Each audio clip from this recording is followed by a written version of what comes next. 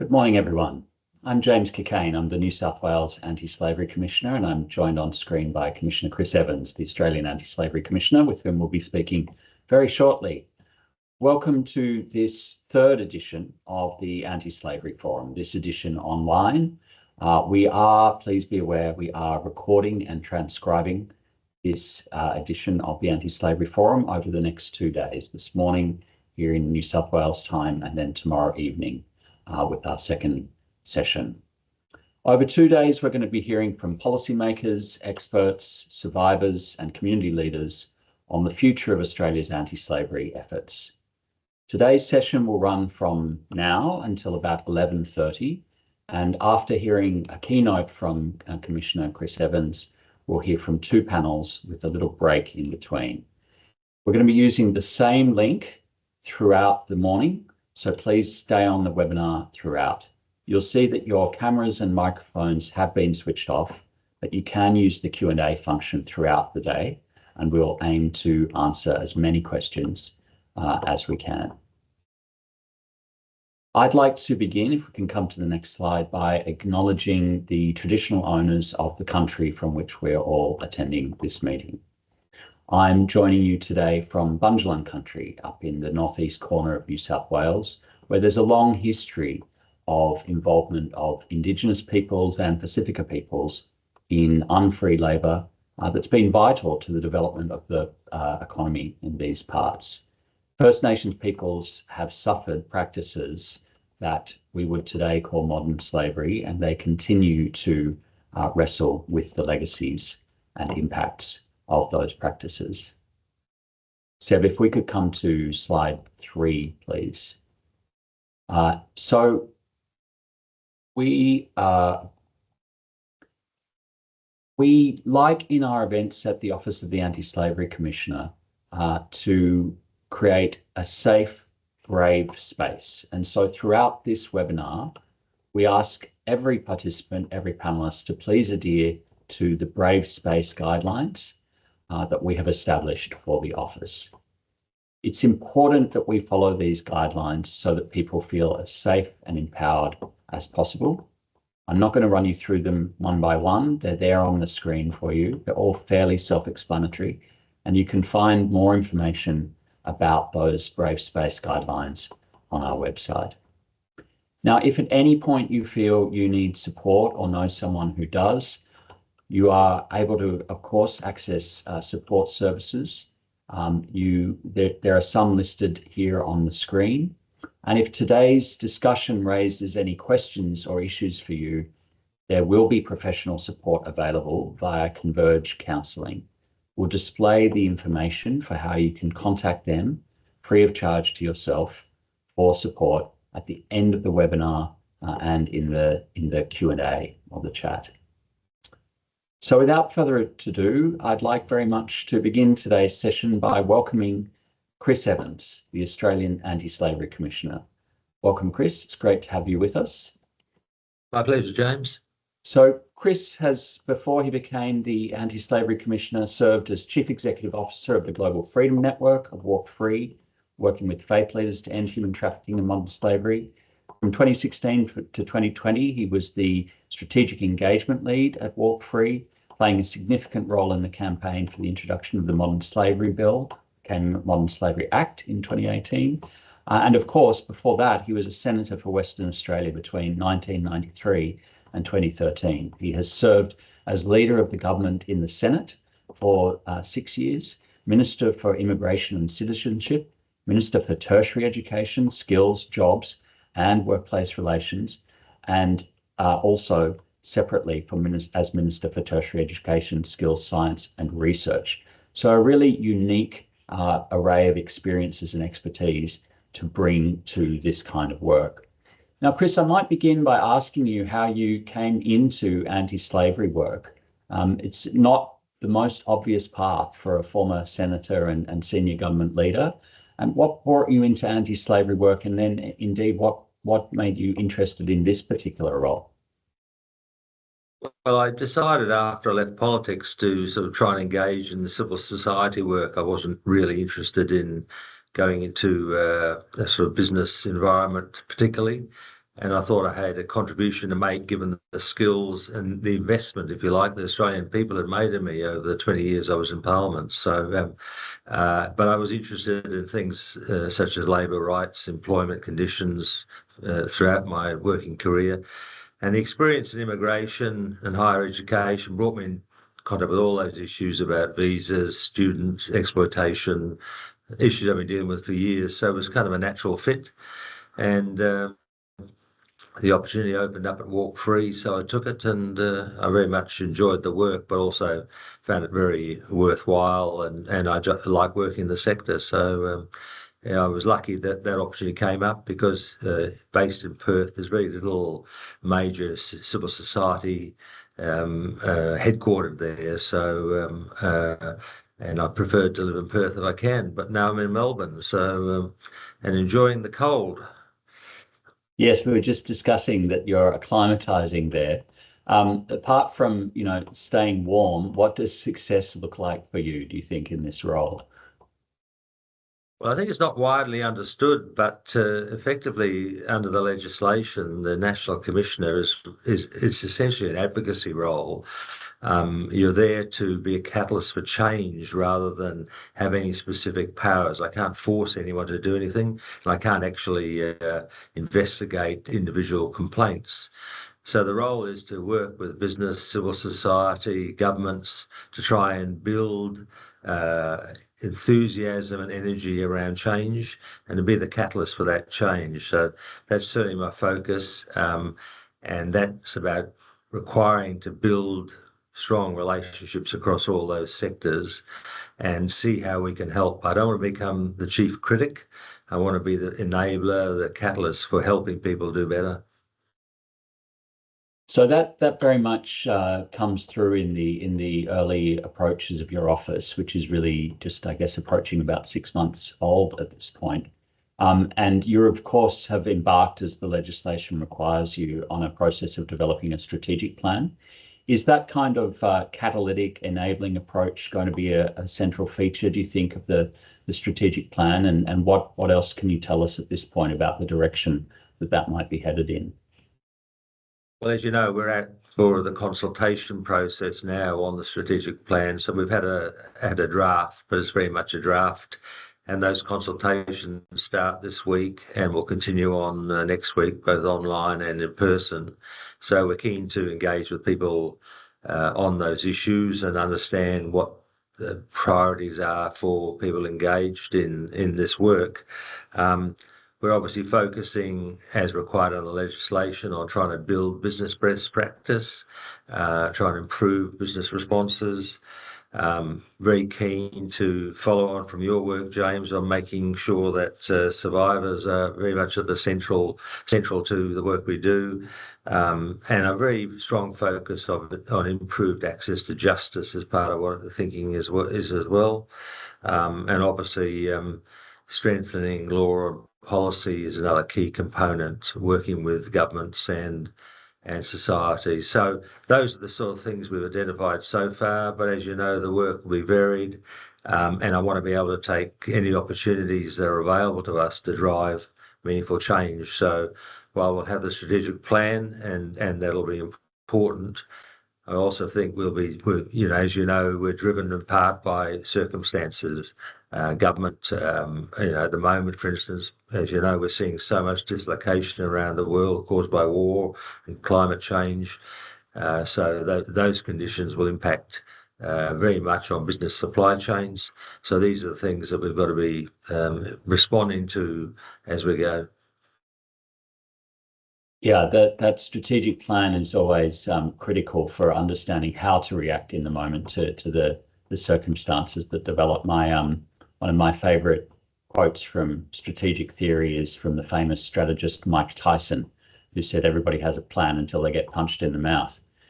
So I think it's critical to think that through. I'd like to come back to a couple of the things you said about the strategic plan and different elements of it. Let's begin with this key question of where survivors fit, in a sense, in the work that we do on these issues in Australia. What role do you see, Chris, for survivors in tackling modern slavery in Australia? Well, I think obviously we want to make sure that they have a voice and that they're listened to. And I think it's really important that we focus on listening to what they say about their experiences. What I learned in 20 years in public life is that policy design, without engagement with those who are experiencing or the subject of that policy, is largely doomed to fail.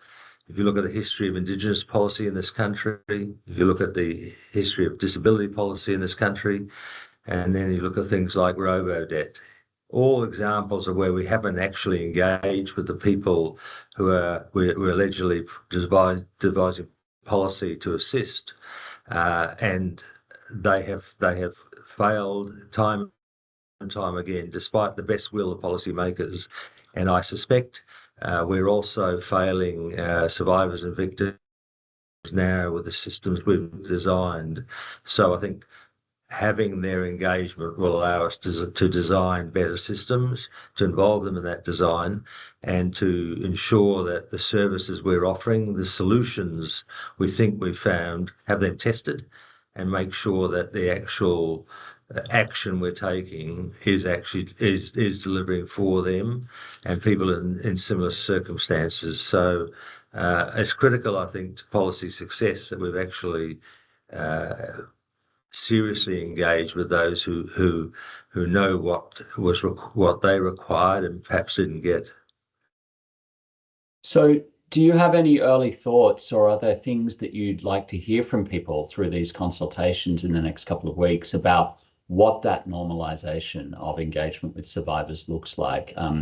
Is it a question of rethinking our institutional approaches to ensure that there are dedicated seats at the table for survivors? Is it a question of culture in our work? How do you see that normalization of survivor engagement occurring, or indeed, how do you see potentially you and your office helping to catalyze that in the years ahead? Well, I think it's all of those things you mentioned, James. From a structural point of view, the National Action Plan will be reviewed shortly, and then there'll be a new one brought in from next year. Things like the National Roundtable have traditionally been dominated by senior people from the various government departments, and it's not been a particularly good vehicle for driving policy and change. At the last meeting, it was such a changed experience when 6 or 7 of the survivors actually presented and engaged with the meeting, and it reminded everybody why we were there. And previously, the roundtables had been pretty soulless, in my view, and not very effective. So engaging the survivors at that level was important, but in engaging them, as we talked about, in design of programs that are meant to service them and others is important. But I think the other thing, and you and I've discussed this before, is about investing in the capability for them to play a greater role. I'm working with a range of the government departments already who want to engage with survivors, but are not sure how to do it. And we have not necessarily equipped people with the capacity to do that sort of engagement because of the calls on their time and their preparedness to be able to play that sort of role. So there's a whole investment in capability to support those processes being embedded through our systems. And we've got to undertake that seriously. I think that will be one of the core features of the next National Action Plan, to make sure we're looking at how we provide that capability to engage seriously with survivors on a regular and structured basis. As you know, Chris, this is an issue that we here in New South Wales take very seriously, and so it's very welcome to hear you make those early indications of your direction of thinking, and anything we can do to support you in that endeavour, we'll certainly be pleased to do.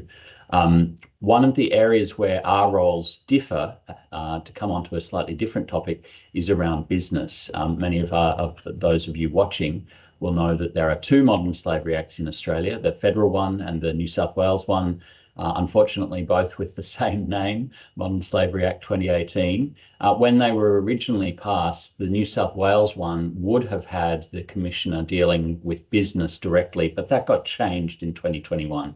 So a key difference between Chris's role and mine is that the mandate for Chris is to deal more directly with business than my mandate is. I deal with government procurement, public procurement, and commercial conduct in that specific space in New South Wales. But the business engagement functions for the New South Wales Commissioner take somewhat more of a back seat under the New South Wales legislation. So coming to you, Chris, on that point, what role do you see business playing in tackling modern slavery in Australia? We've had a big review of the Federal Act by Professor Macmillan that was conducted, and a series of and a government response, which in some ways I think it'd be fair to say passed a lot of questions and issues to you to deal with. What's the outlook there for how you'll engage with business? Well, I think the government's response to the Macmillan review was pretty disappointing, to be frank. And the lack of progress in the last 3 or 4 years has been a worrying sign that perhaps the energy around the issue hasn't been there.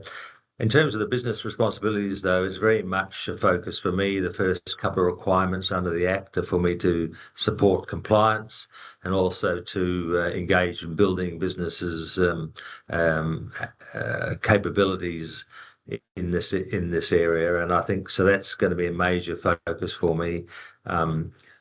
Business best practice is at the core of our work, and one of the things we'll be looking to do is respond to what business says it needs. I think currently a lot of businesses are looking for direction and support to let them do the reporting that's required, the due diligence that's required more effectively. So our major focus will be to provide that sort of support as much as we can.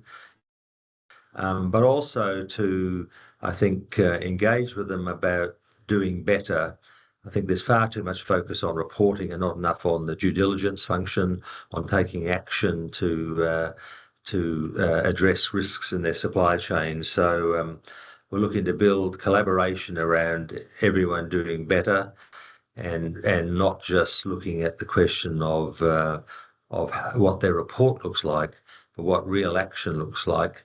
And as part of that, to be frank, I see my role as pushing very strongly and arguing very strongly for stronger focus on sort of mandatory due diligence rather than just on reporting.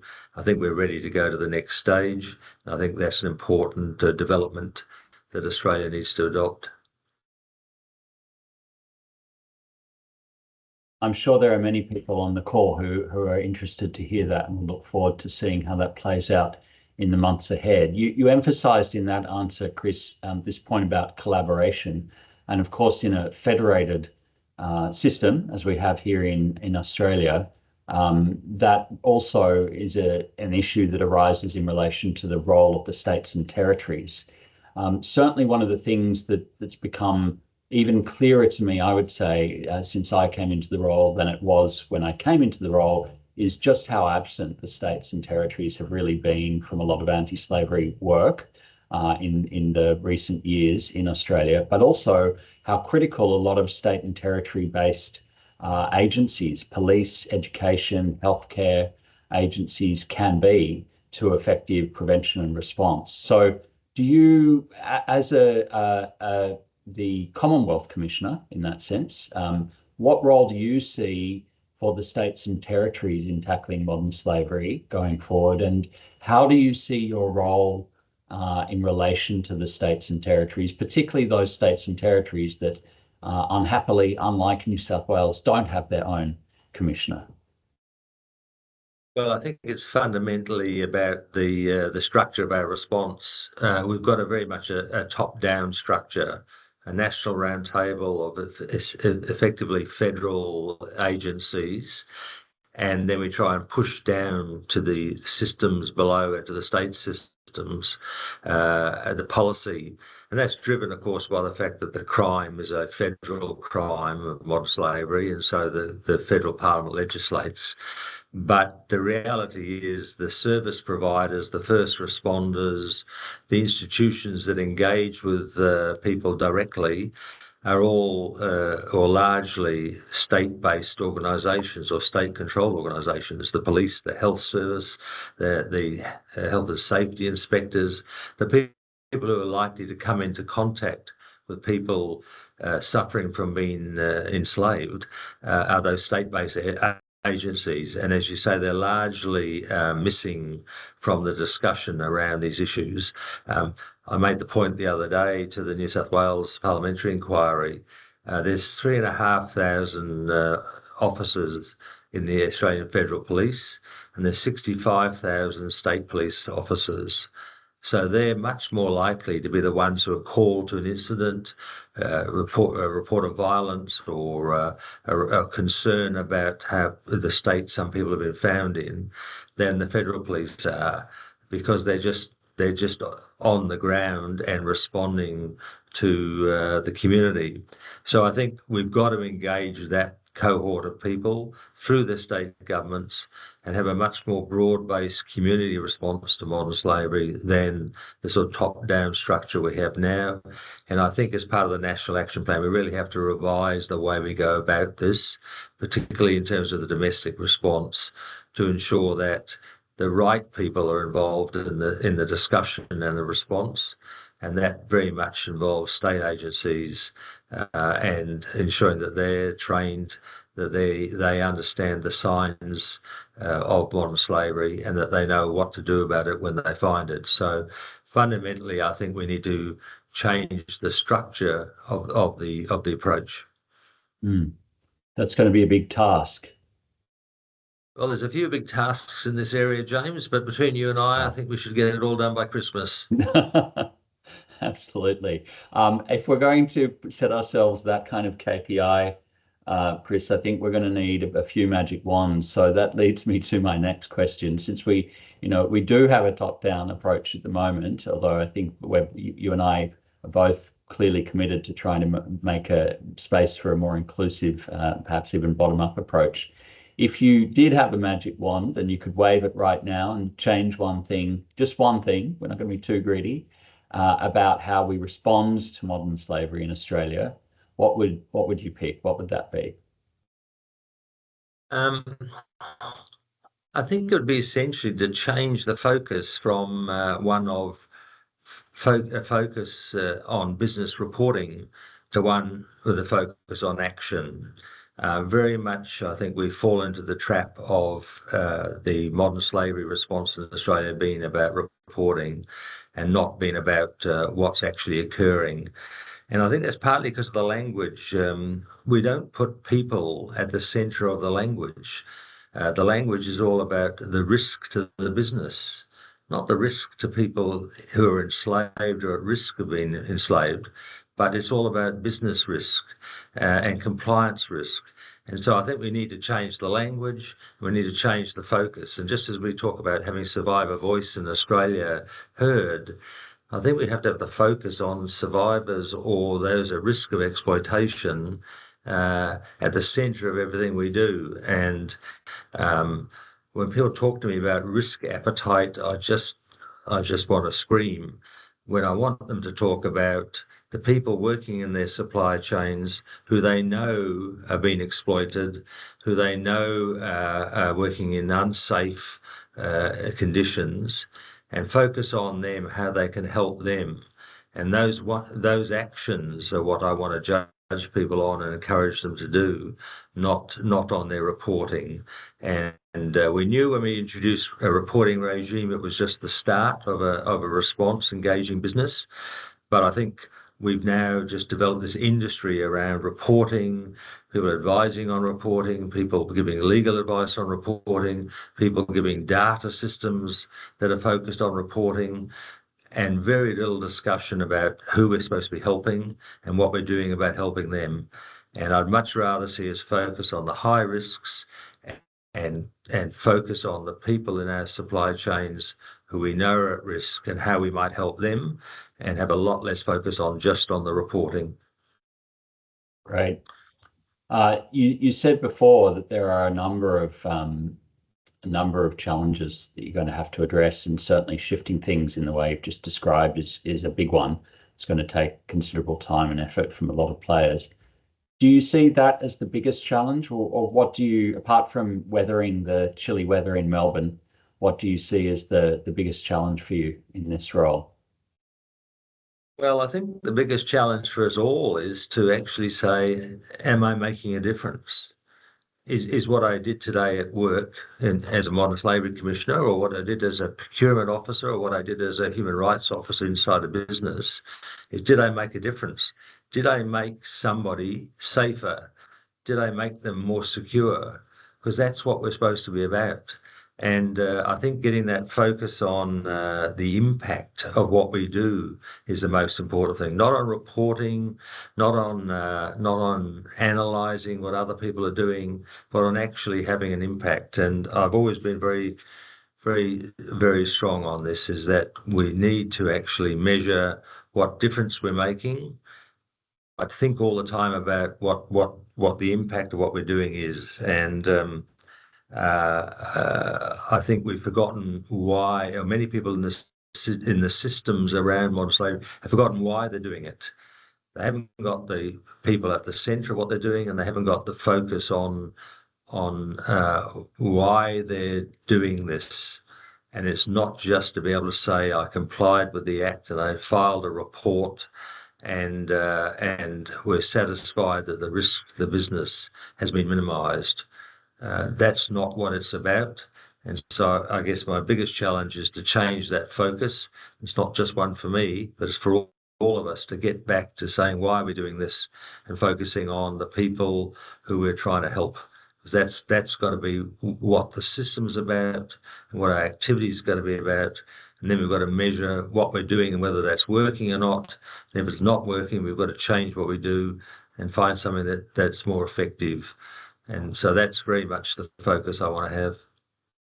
I'm glad you used that word effective there just at the end, Chris. That word effectiveness is embedded in our legislation in New South Wales, and a key part of my role, particularly in relation to public procurement, is to ensure that it's effective. And what I'm constantly having that conversation with people in New South Wales government. What do you think effective modern slavery management in supply chains is about?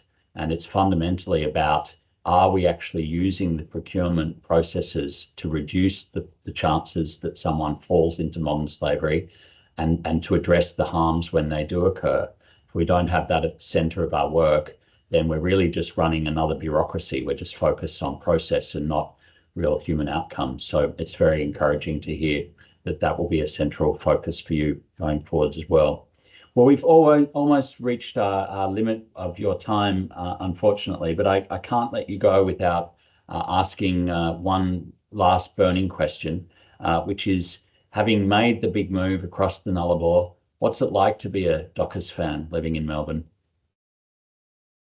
Well, being a Dockers fan is generally about suffering, and I've done 30 years of suffering, so where I do it doesn't really matter.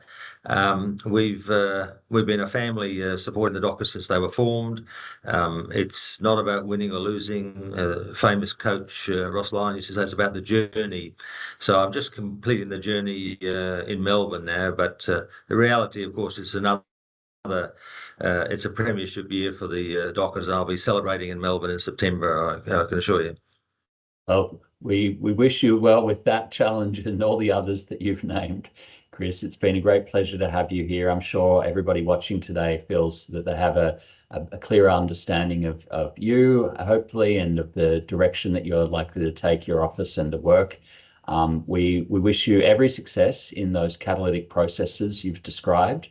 I and my team in New South Wales certainly will do everything we can to support you and your excellent team that you've already very rapidly built around you in that work.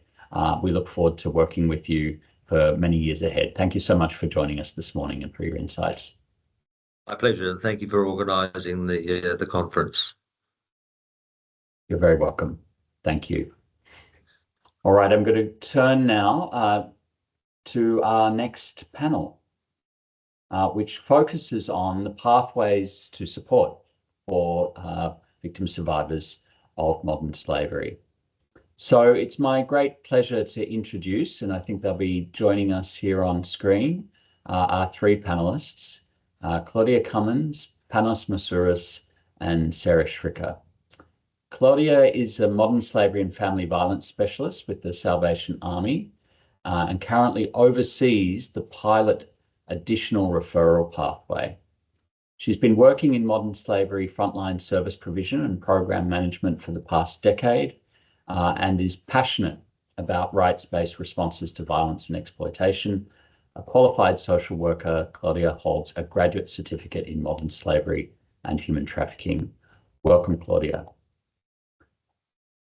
Panos Masouras is Director of the National Immigration Support Services and Forced Marriage Program at Life Without Barriers.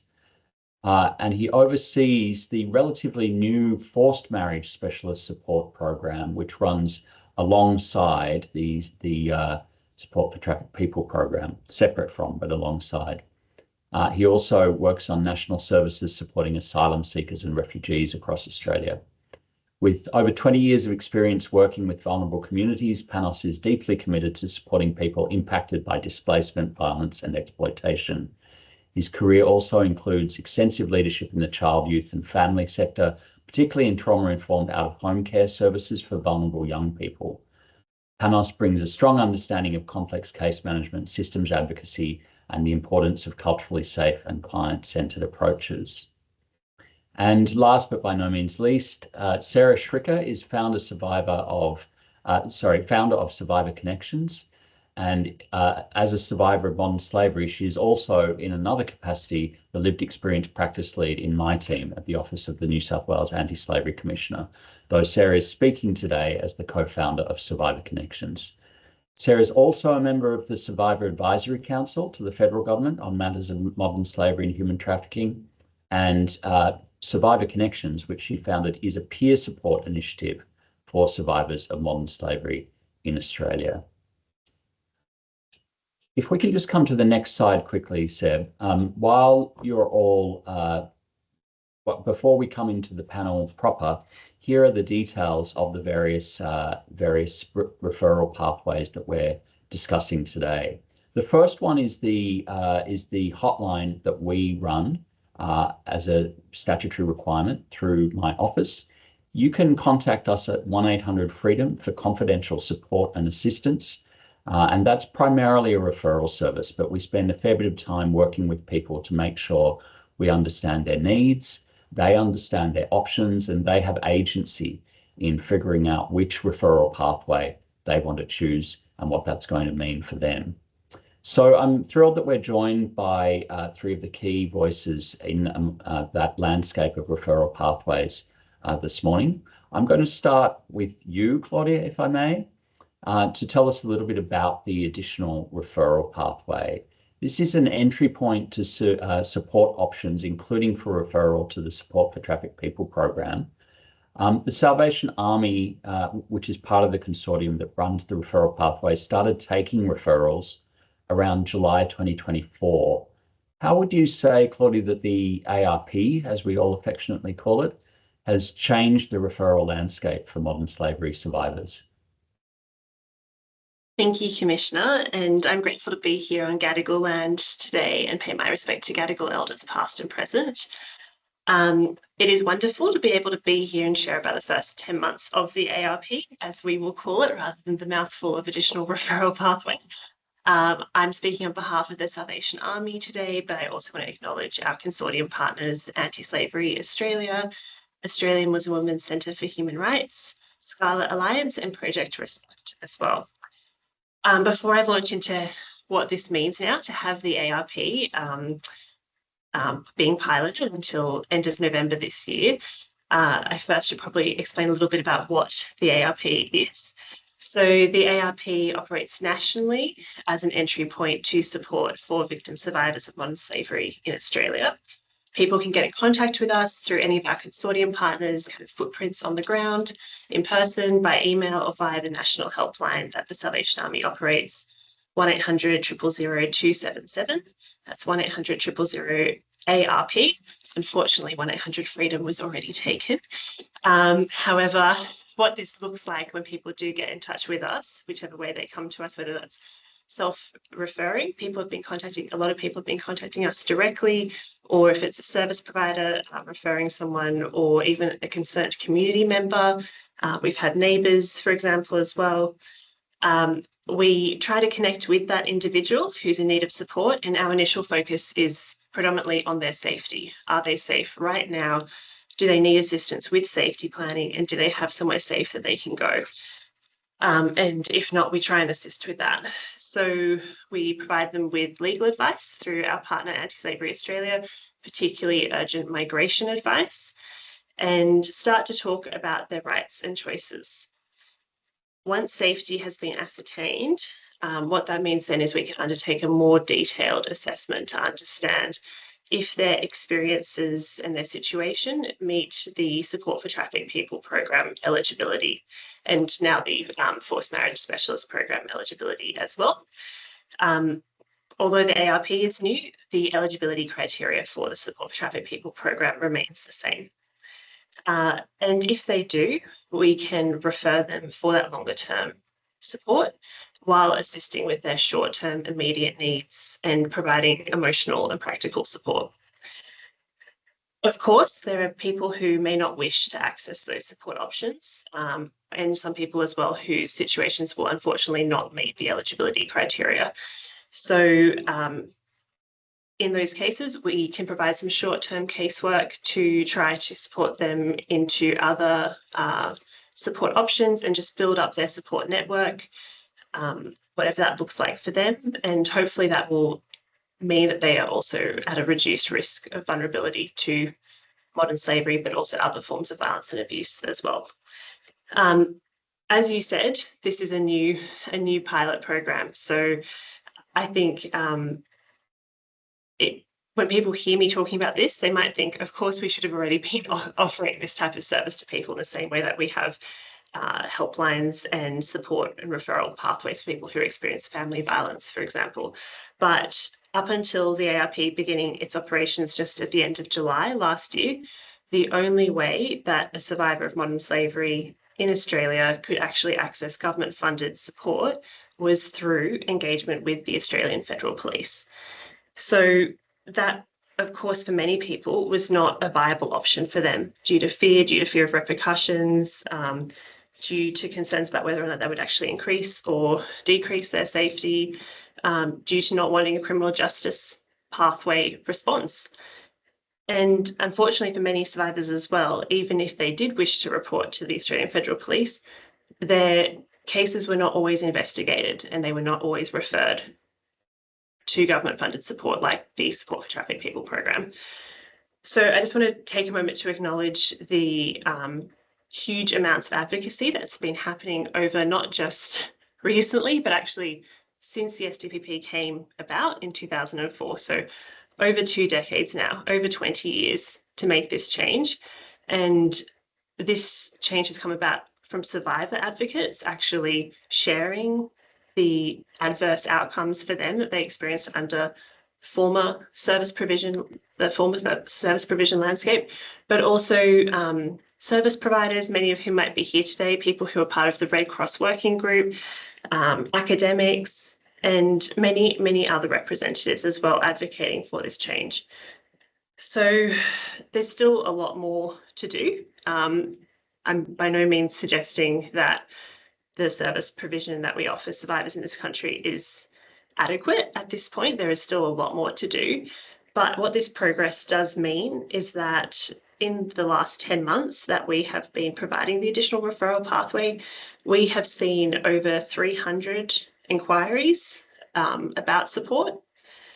And after further screening and assessment, we have been able to refer over 80 people now to the Support for Trafficked People program. And a number of those people have been people who have still been in situations of exploitation and abuse when they have contacted us.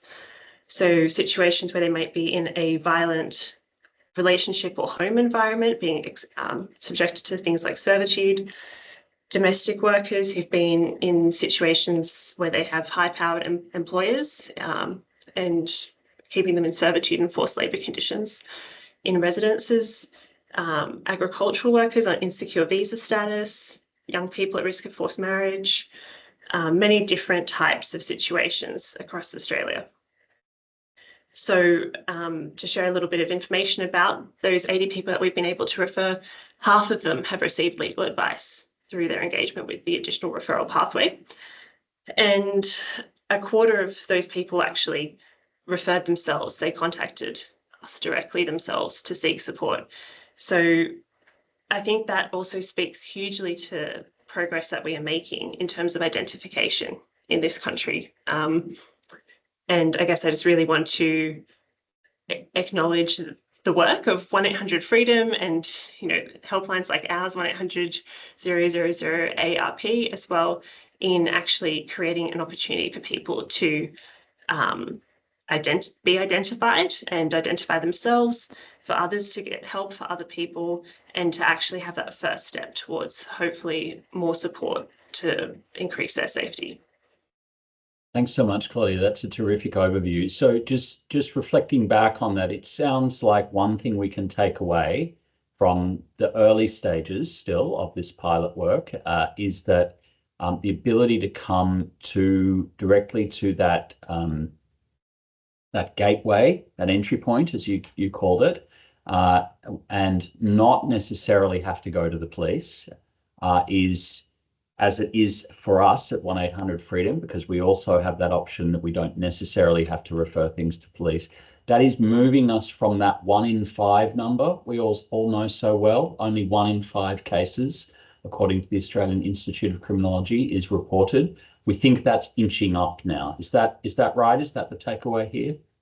Yes, that's right. That's certainly our great hope and the consortium's great hope in delivering this. And what we are also seeing is that a number of people, once they do receive that immediate support and legal advice and just understanding and compassionate responses to their experience and understanding what their options and choices are, many of them do wish to report to the police as well.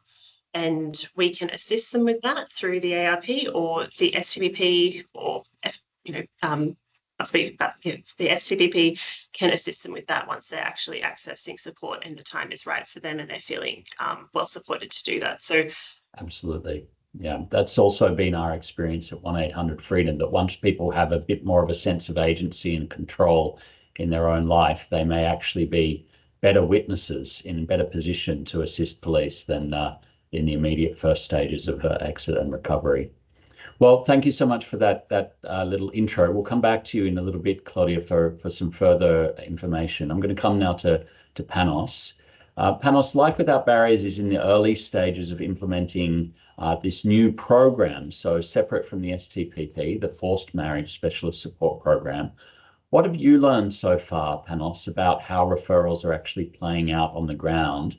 And are there any unexpected challenges or insights that are shaping your approach as you develop this work? Thank you, James. I will start with a quick acknowledgement. So I'm sitting with in Wurundjeri land of the Kulin Nation today, which is in freezing Melbourne, similar to Greece. And I also would like to acknowledge all the advocacy and work the sector has done over the years for the creation of this the Forced Marriage Specialist Support Program, which wouldn't be possible without the advocacy of many individuals and organizations to de-link forced marriage support from the justice system. For a forced marriage support program, it's actually really unique of its kind, first of its kind, because it provides needs-based, fit-for-purpose education, prevention, and early intervention to support people who are at risk or have experienced forced marriage, and it's de-linked from the criminal justice system. So it also provides a component of family work and support to reunite or connect with the families. The components of the Forced Marriage Support Program is intake and assessment, upon entry, information, advice and referrals, advocacy support and counseling, and support to access accommodation. Community awareness and capacity building within organizations and estates is also a big component of the program. We have gone live in this program from the 3rd of January, and it has been a beautiful journey the last 4 months. And going back to your question, James, I think one of your number one principle I saw in your slides before was acknowledge diversity, and diversity has been throughout the referrals and what we have actually seen so far. So we have seen that that can actually impact anyone, regardless the country of birth, gender, age, culture. And Australian-born, Australian country citizenship has been the majority of our referrals, the biggest predominant of other 20 other countries we have seen. So it's actually 40% of the referrals actually are Australian citizens. We have also seen the age span, which actually is between 15 to 60-year-olds. So age actually has been very diverse, and perhaps surprising to some, and definitely was to me, 1 out of 5 of our people in the program is actually males, and it's actually a really strong number of people who actually coming to be men. The New South Wales and Victoria has actually been, it's a national program. Sorry, I forgot to mention that at the start. Sorry about that. We are national, and also we have seen the majority of the referrals being New South Wales and Victoria. And I think that speaks a volume on the work your role is doing, your Commissioner's Office, James, and others within New South Wales and in Victoria for this community awareness and education. And we can actually talk about that a little bit down the track. 5% of the people in the program have actually are connected with the federal police, which is 1 in 20. So I think that links really nicely with what you were talking with Claudia just before.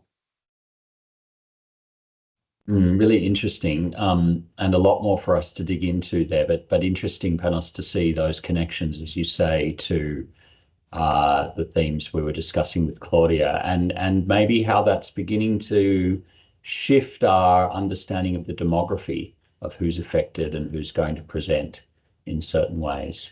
I'm going to come on quickly now to Sarah Schricker. Sarah, we've just been hearing about the pathways into support and one of the new important existing support programs. You've been at the heart, Sarah, of an effort to help ensure that we see survivors helping survivors, if I can boil it down to that approach. Where do you see that peer support approach fitting in as a source of support and assistance, and what role is your organisation, Survivor Connections, playing in that regard? Thank you, James. And I also want to acknowledge that I'm blessed to be joining today from Gadigal country. Well, where did the Survivor Connections journey start? I guess we established this initiative in 2023 because we saw a critical need for peer connection and independent survivor advocacy, actually. But we very quickly realised that among our survivor cohort, we also saw increasing need for support in navigating the often very fragmented service systems, and the fact that they often weren't able to sort of connect the pieces for survivors in those long-term journeys of recovery.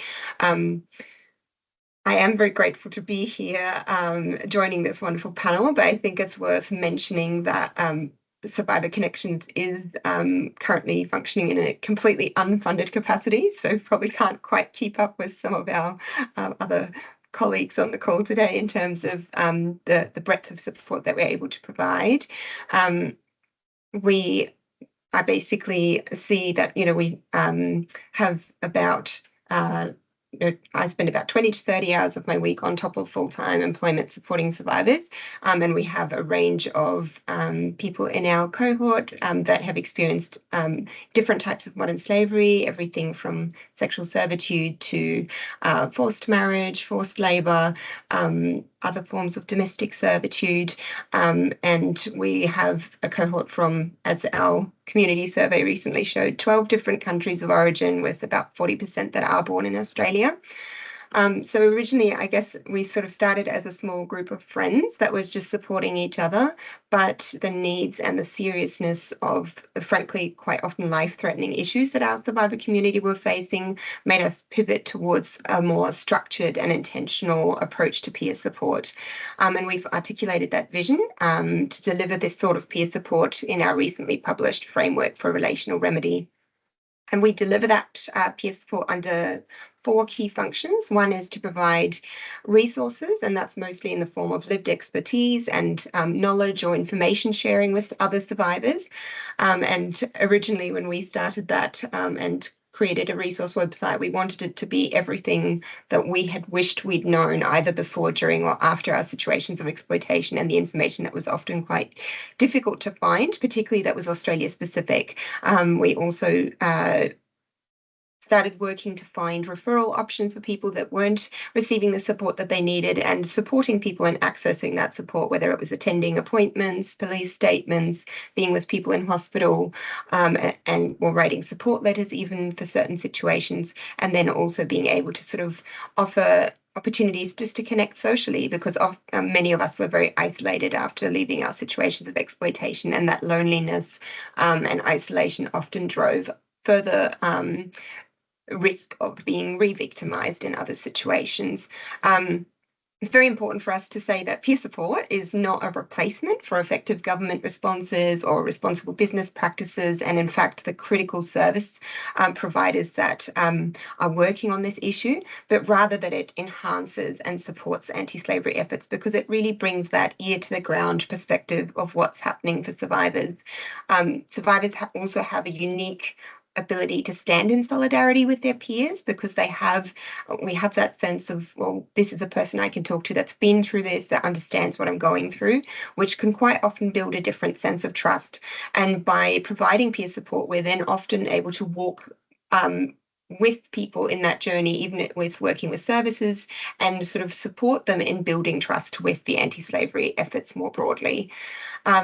We also find that it has a bit of a different approach, because it is grounded in practices that provide more mutuality and reciprocity, rather than being one party helping another party. It's more about that mutual sharing, and that gives us that ability to build and learn how to heal from, frankly, trauma that has often weaponized relationships with other human beings against us, and to offer opportunities to explore what safe connections with other people might be. And that's deeply important in even making it possible for survivors to connect effectively with services. Another important thing that we've sort of noticed in the provision of our peer support is that ear to the ground kind of function that we have in hearing directly from survivors in their journey is a part of being able to provide some important preventative information about how responses that we have available to us currently in anti-slavery efforts can close some of the gaps that might be leading to re-victimization and harm in survivor communities as well. Our recent community survey showed that 60% of our participants cited that they reached out to peer support for help during situations of crisis. And we've summarized some of these things in our action summary, again, that was recently published. And particularly, one of the interesting things was that things such as a mental health crisis were often precipitated by destabilizing events in people's journeys of recovery. So that often were things like time-limited services ending, or an unexpected urgent need or financial stressor arising for people, or a need that wasn't able to be met by existing services, or an unsuccessful attempt at receiving support for a critical need. And in those sorts of crisis situations, for example, suicidality, homelessness, threat to life, or other medical emergency, it was interesting to note that all of the peers that we supported in those situations were already engaged with service providers. So we felt that that was an opportunity to look further at why that might be the case, that it is peers that people are reaching out to in those moments. And one of them was that often time responses from the way that our systems operate is often not able to respond or align with the urgency of time-sensitive needs.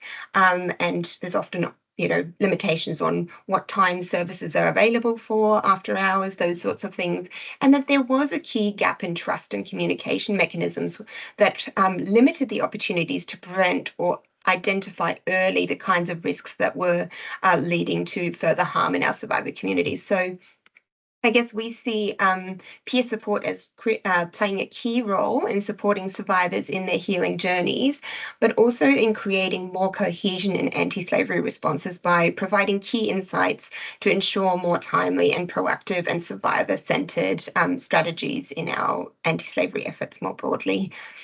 Thanks, James. Thank you, Sarah. It's clearly a very important and exciting new development in this space, and offering a lot of new and complementary capabilities and opportunities to the more established government and non-government survivor support systems. Clearly, what we've heard from our panelists already is a system in some state of change, frankly. A lot of different moving parts and a lot of complexity as to how they're going to interact. But one of the themes that for me comes through is a very simple one around sustainability. And I might come back to you on that point, Claudia. Do you see recurring barriers or systemic issues that need to be addressed for the additional referral pathway, which, as you've emphasised, is just a pilot at the moment, to be on a sustainable pathway? Yes, definitely. I mean, we are very grateful that the Australian government is piloting this program, and we certainly hope that the independent external evaluation that's taking place currently will recognise the importance of this program to continue beyond this year, beyond the end of November. But I guess thinking more about the systemic barriers and challenges that we see with how the ARP is delivered currently, I think the answer to that is twofold. On one hand, there are issues around the modern slavery supports that we can offer, the specialist supports, and the way that we are still kind of centering our programs around the criminal justice system. And the other issue is around all the external support nets that we need for people outside of the specialist modern slavery supports as well. So on that first point, the eligibility to access the STPP still remains the same as prior to the introduction of the ARP, which means that a survivor must hold a valid visa, for example, with at least 7 days remaining on it to be able to access the STPP. And that's a challenge that we have to try and work with and try to find solutions for, but sometimes there are very, very limited options for someone who is on that, who doesn't have a valid visa. So that means that their options for support are limited as well. And a survivor must also be reasonably considered, this is the definition of eligibility as well, must be reasonably considered to have experienced a form of trafficking, slavery or slavery-like practices as defined in the Commonwealth Code under section 270 and 271. So a practical example of where that means that eligibility becomes, again, a barrier for somebody to access the support they need is that if, for example, there isn't what's termed a nexus to Australia, someone might have experienced that trafficking or slavery situation overseas, but if they or the perpetrator didn't have a connection to Australia at that point, and even if they're presenting in Australia needing that specialist support to heal and recover and manage ongoing safety concerns, they're not eligible currently. And so we can see that we've had this delinking of the support from engagement with the criminal justice system initially, but we haven't decentered the support from the criminal justice system, which does really beg the question why we're still doing that when we can also see from the history of convictions in this country, it has delivered very few outcomes for modern slavery survivors and held very few perpetrators to account. So that's certainly why we would like to see it become a more flexible support model for people to access, which is more human rights based and needs based. So that's probably the key challenge and barrier for us currently. And the other point comes down to what you were saying, Commissioner, and the Commonwealth Commissioner were talking about at the beginning around the rest of the support network for people, because we also certainly see an issue at the moment that people are presenting with complex mental health support needs. And in New South Wales, I think I wouldn't be saying anything unexpected to say that our mental health system is at breaking point, if not already broken.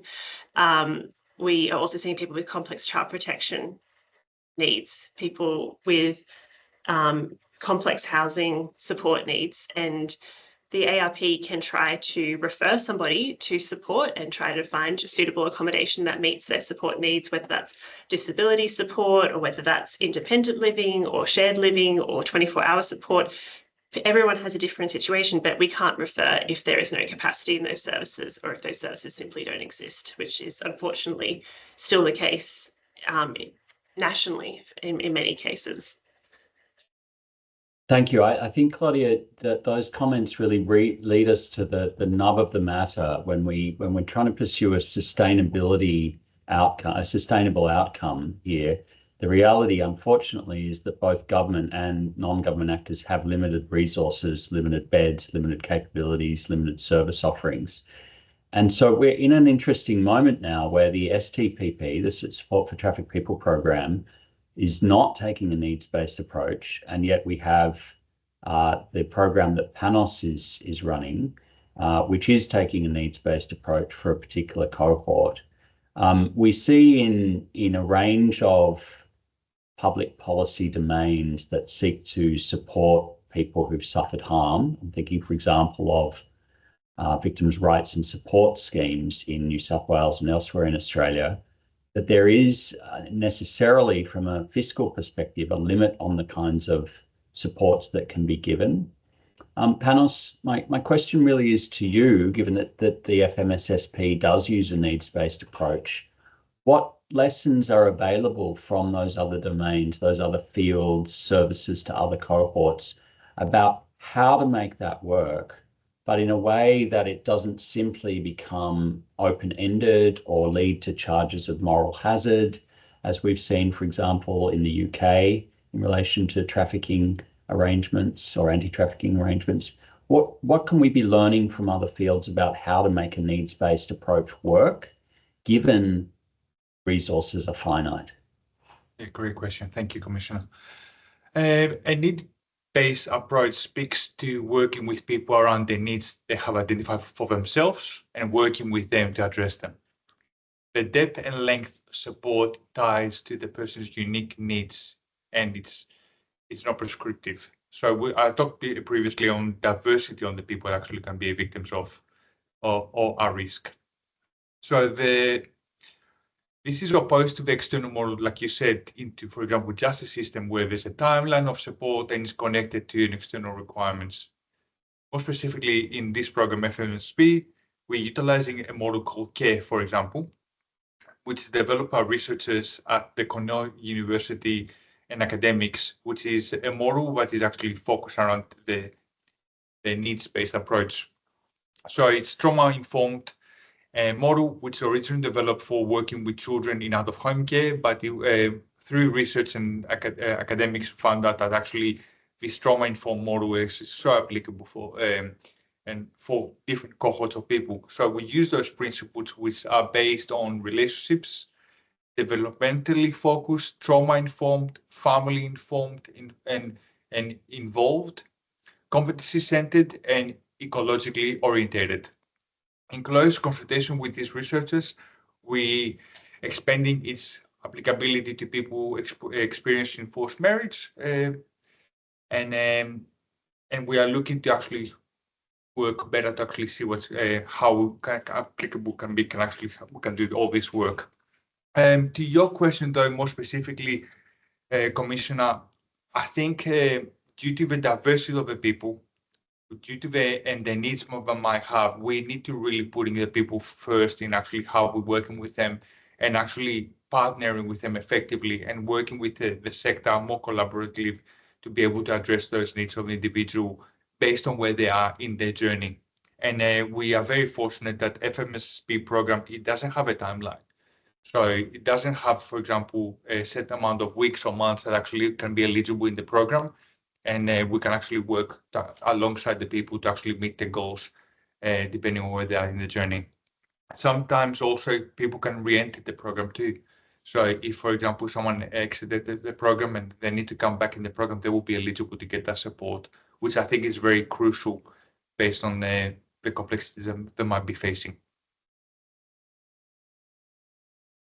Thank you. Clearly, there's a lot that we're all going to have to unpack here in the months and years ahead about how to make these kinds of models adapt to the situation here and work. It's great to see some questions coming in the Q&A. I will encourage that. We're going to just have a couple more questions to the panel, and then we will have a little bit of time for Q&A from the Q&A section. So jump on in there. We have one already that I might just flag for you, Claudia and Panos. We'll come back to you. It really goes to the question of what's the relationship between the STPP and the FMSSP, and how, if someone is showing indicators of multiple forms of modern slavery, how are they triaged between those different programs that they might have access to? We might leave that with you to think about and come back to, but I'm going to come on to Sarah, who's been listening carefully, I'm sure, to all of this. Sarah, we've been talking here about a needs-based approach and the importance of working directly with and listening to survivors to understand their needs, and that's at the case level. But what about at the structural level as we're designing and delivering these programs and solutions? We often talk about a survivor-centered approach, and as we heard, there's lots of progress in this direction. But how is that playing out in practice, and are survivor voices shaping the design and delivery of all of this work, and ensuring that services are safe, accessible, and responsive to the real world needs? Is that what you're seeing through your ear on the ground function? What can you tell us? It's a great question, James. And I think when the Federal Commissioner was speaking earlier, it really stood out that, one of the things that he mentioned, and I think that we reflect on as survivors often, is that part that survivors play in the design of our processes in our anti-slavery sector is only a fairly new inclusion in the processes. So largely we're still working within systems and experiencing and responding to modern slavery with systems that haven't actually traditionally been informed with independent survivor voice. When I started, and when Survivor Connections came to be, there weren't any feedback mechanisms between what sort of anti-slavery actors believed they were delivering and what was being experienced on the ground. And we saw that particularly in situations where there was sort of limited opportunity to provide feedback about the problems that survivors were seeing, especially when any of the feedback mechanisms that did exist were often through the services that those survivors were still relying on. So that often survivors felt a real conflict about addressing issues that they might be struggling with because they felt it might impact the services that they would receive or the way that their relationship with their service provider might evolve because of that feedback. We do see that obviously lots of things are being done, but I guess one of the things that we believe at Survivor Connections is that by survivors creating an independent survivor voice or a space for that collective reflection and input, is that we can shed light on two key areas. One of them is that when a survivor, I guess, has an experience of modern slavery, comes out of that situation or is trying to find their way out and is reaching out for help or engages with services, they make an assumption, or I certainly did, and I know others do, that their experience is how the system works. But what we know now as a group of survivors, that we have the opportunity, I guess, to see how it works more broadly. We can see what the consistent gaps and issues might be, and also some of the inconsistencies of the way that the system is currently delivering. So we might see that one survivor has a great experience in a service or with a caseworker, while another one might have a completely different experience. And we see survivors as very key in just as a first port of call, even being able to provide basic feedback on how the system is working. That hasn't even started to touch on how it might inform things that we are designing and working to create now in our anti-slavery responses. And Survivor Connections has had some of those opportunities now. I meet regularly with certain service providers to talk through any issues that we're finding, to try and find solutions. But again, it's much more of a reactive response rather than incorporating those perspectives at the start of the design of programs. And I know that all of us collectively in Australia that are working on these issues wouldn't be here if we didn't care deeply about the outcomes for survivors and the role that we can all play in addressing the many barriers that we've heard Claudia speak about as well. And it's great to see new things coming about, such as the service that Panos is working with in terms of being more needs-based, but that needs-based approach is currently only available to one cohort of survivors, which is our forced marriage cohort. So I think one of the key things that Survivor Connections is passionate about is bringing those survivor perspectives to the foreground in a manner of speaking, in a way to really solve the challenges and problems that our survivors are facing across their many complex needs and long-term journeys of recovery that might not meet the criteria, such as Claudia was talking about. We're very familiar with all of the can't do's of the systems and services. So and as survivors, I guess we are inherently familiar with finding our way through impossible situations. So we always focus on what it is that we can do. We like to look at the root of the problem and what survivors believe has been the thing that has led to their situation of exploitation or that continues to create challenge. And we will keep trying to find solutions. And if we embed survivor voices and perspectives in the way that we design and approach our programs and policies now, we will have a much better chance of getting to the root of those issues so that we can really connect our outcomes with our intentions. Thank you, Sarah. That's a very passionate call for really putting survivor voice at the centre of all of our work. I do encourage all of you who are watching to cook up some questions and drop them into the Q&A function. It's there on your banner at the top of somewhere on your Teams screen, little Q&A symbol. Click on that and add your question in. I have one last question for everybody before we come on to those questions. Perhaps before I come to that, I'll just come back to that question I flagged for you, Claudia and Panos. What's the relationship between these different pathways at the moment, and what determines which of the pathways someone ends up on? Is there a coordination mechanism, a sort of a triage mechanism, or is it a little bit more down to happenstance than that? Would either of you like to respond to that? I'm happy to respond in terms of from the LRP's scope. We are open to everyone who has experienced any form of modern slavery, and we will work to try and address those immediate support needs and provide that that short-term immediate support while people understand what options are available to them and while we try and support people to navigate the system as well. It'd be great to have Red Cross here to be able to speak to the SWP directly themselves, but our experience is that people who often do have multiple forms of modern slavery that they have experienced, it depends on, I guess, if they have experienced multiple forms, we would usually refer to the SWP in the first instance, unless they were still in a situation of forced marriage and really seeking to address that support need, because that Panos can speak to how that's a key difference with the FMSSP as well. But we try to provide information about the different pathways, and we certainly work really closely between Life Without Barriers, Red Cross and Salvos and the consortium to navigate that hopefully more seamlessly. Panos, do you want to add?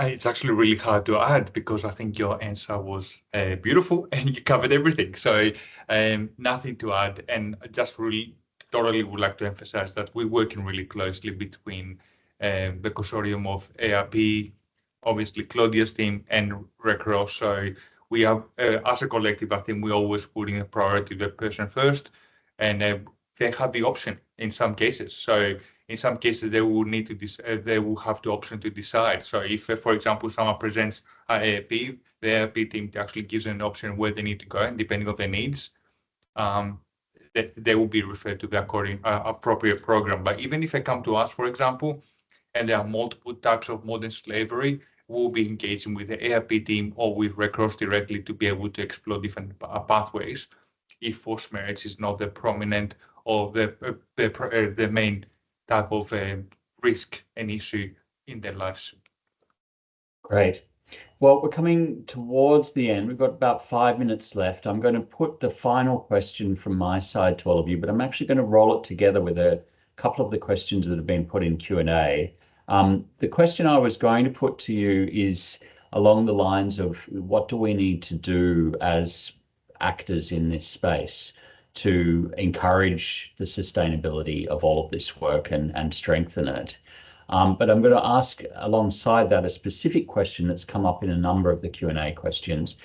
What's the role of frontline workers here in ensuring people get referred to the right pathways? And do we need to be training them, whether they are medical professionals, or we have a great question earlier about what you do if you're a council health inspector and you visit a restaurant and see signs of modern slavery? Are we equipping people with the know-how about how to refer these cases, and is that one of the keys to making this work more sustainable, or is there something else we should be focusing on? I might come in reverse order this time. So Sarah, I'm going to put you on the spot first. What are your thoughts on this? Well, I'm going to speak to this in survivor voice, and from what our cohort would say has been their experience, and that is that for most of us, we were not able to be identified and referred directly by the frontline services or actors that we encountered.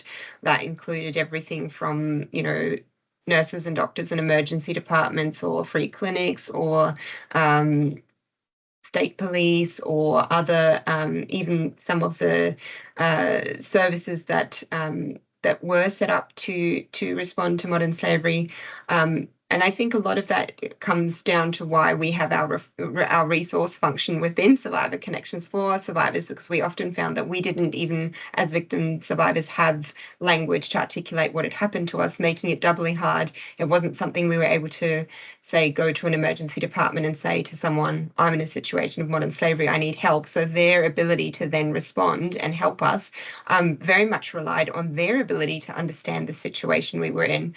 And I do a bit of work. Obviously, some of you know I have a bit of a healthcare background. We've got some people here today that are doing some work to develop healthcare screening protocols as well. And as a part of that, I think it's so important that we include survivor perspectives, because what frontline workers might think this issue looks like and the questions that they think might need to be asked or the things that they might be looking for may not directly correlate to what survivors are really experiencing. So again, I would just emphasize that need to connect with survivors in the way that we're designing that training and response. Thanks, Sarah. And just for clarity, I think you're referring there to the project we're running out of our office, the It's Healthy to Fight Modern Slavery project. And there are a number of survivors directly involved in that work at the moment that you're playing such a key role in leading. Claudia Panos, anything you'd like to say in response to that question? I would just add that, yeah, it is certainly critical. I know over the last 10 months, the ARP team, Ninu and Sindhu, and everybody on the front line as well, who have been playing a huge role in trying to spread the word. And there's been over 280 awareness raising sessions that they have held over the last 10 months.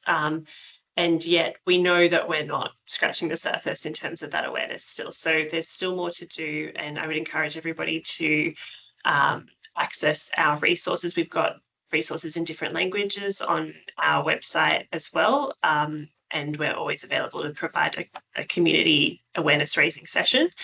But we also certainly want to be partnering better with those groups that can better speak the same language in terms of survivor groups, in terms of specialist cultural cultural specialist community organisations as well, to try and spread that news, spread that information really, really clearly to make sure we're finding and identifying more and more people. But the frontline workers certainly continue to be a focus of ours, because we know that they play such a key role in identifying. And yeah, there's more work for us all to be doing there, I think. Great. Panos, any last words from you on this? Yeah, absolutely. And I will be brief. I think in every state and sector is really different, the maturity and understanding of the issue. And just yesterday alone, we got 3 different referral requests to provide this awareness raising and information. So I definitely see that we all have a part of play, and asking the questions and reaching out and actually learning more to be able to support more people. I think it's really important. But I feel also that we also need to coordinate better to actually be able to divide and conquer in a way, to actually be able to cover more ground. And we need to coordinate together as a sector to be able to actually reach out as many people as possible by actually coordinating our efforts and support. I think that's a great note to end on, Panos, especially thinking back to what Commissioner Evans said earlier, and about the importance of the upcoming National Action Plan discussions. It's a really unique opportunity to have a bit of a reset in the way we think about how the sector works across the country in its different shapes and forms in different places, and which voices need to be involved in which parts of these activities. So we're going to keep to schedule this morning. I'd like to thank all of you so much for being here with us and offering us these really important insights to some incredibly important work going on in this area. Lots of powerful new developments, and we wish you every success as you take this work forward and seek to integrate all of these different elements. We're going to take a short 10-minute break. And Seb, if you come on actually to slide 10, so we can just see the panel that's coming up after the break. At 10:30, we'll be starting on the next panel, moderated by my colleague Sophia Kagan, on empowering temporary migrant workers survivors to get justice. So don't go anywhere. Well, take a bathroom break, get a cup of tea, leave your computer connection on, come back, and we'll start again in about 8 or 9 minutes from now. Thank you, everyone.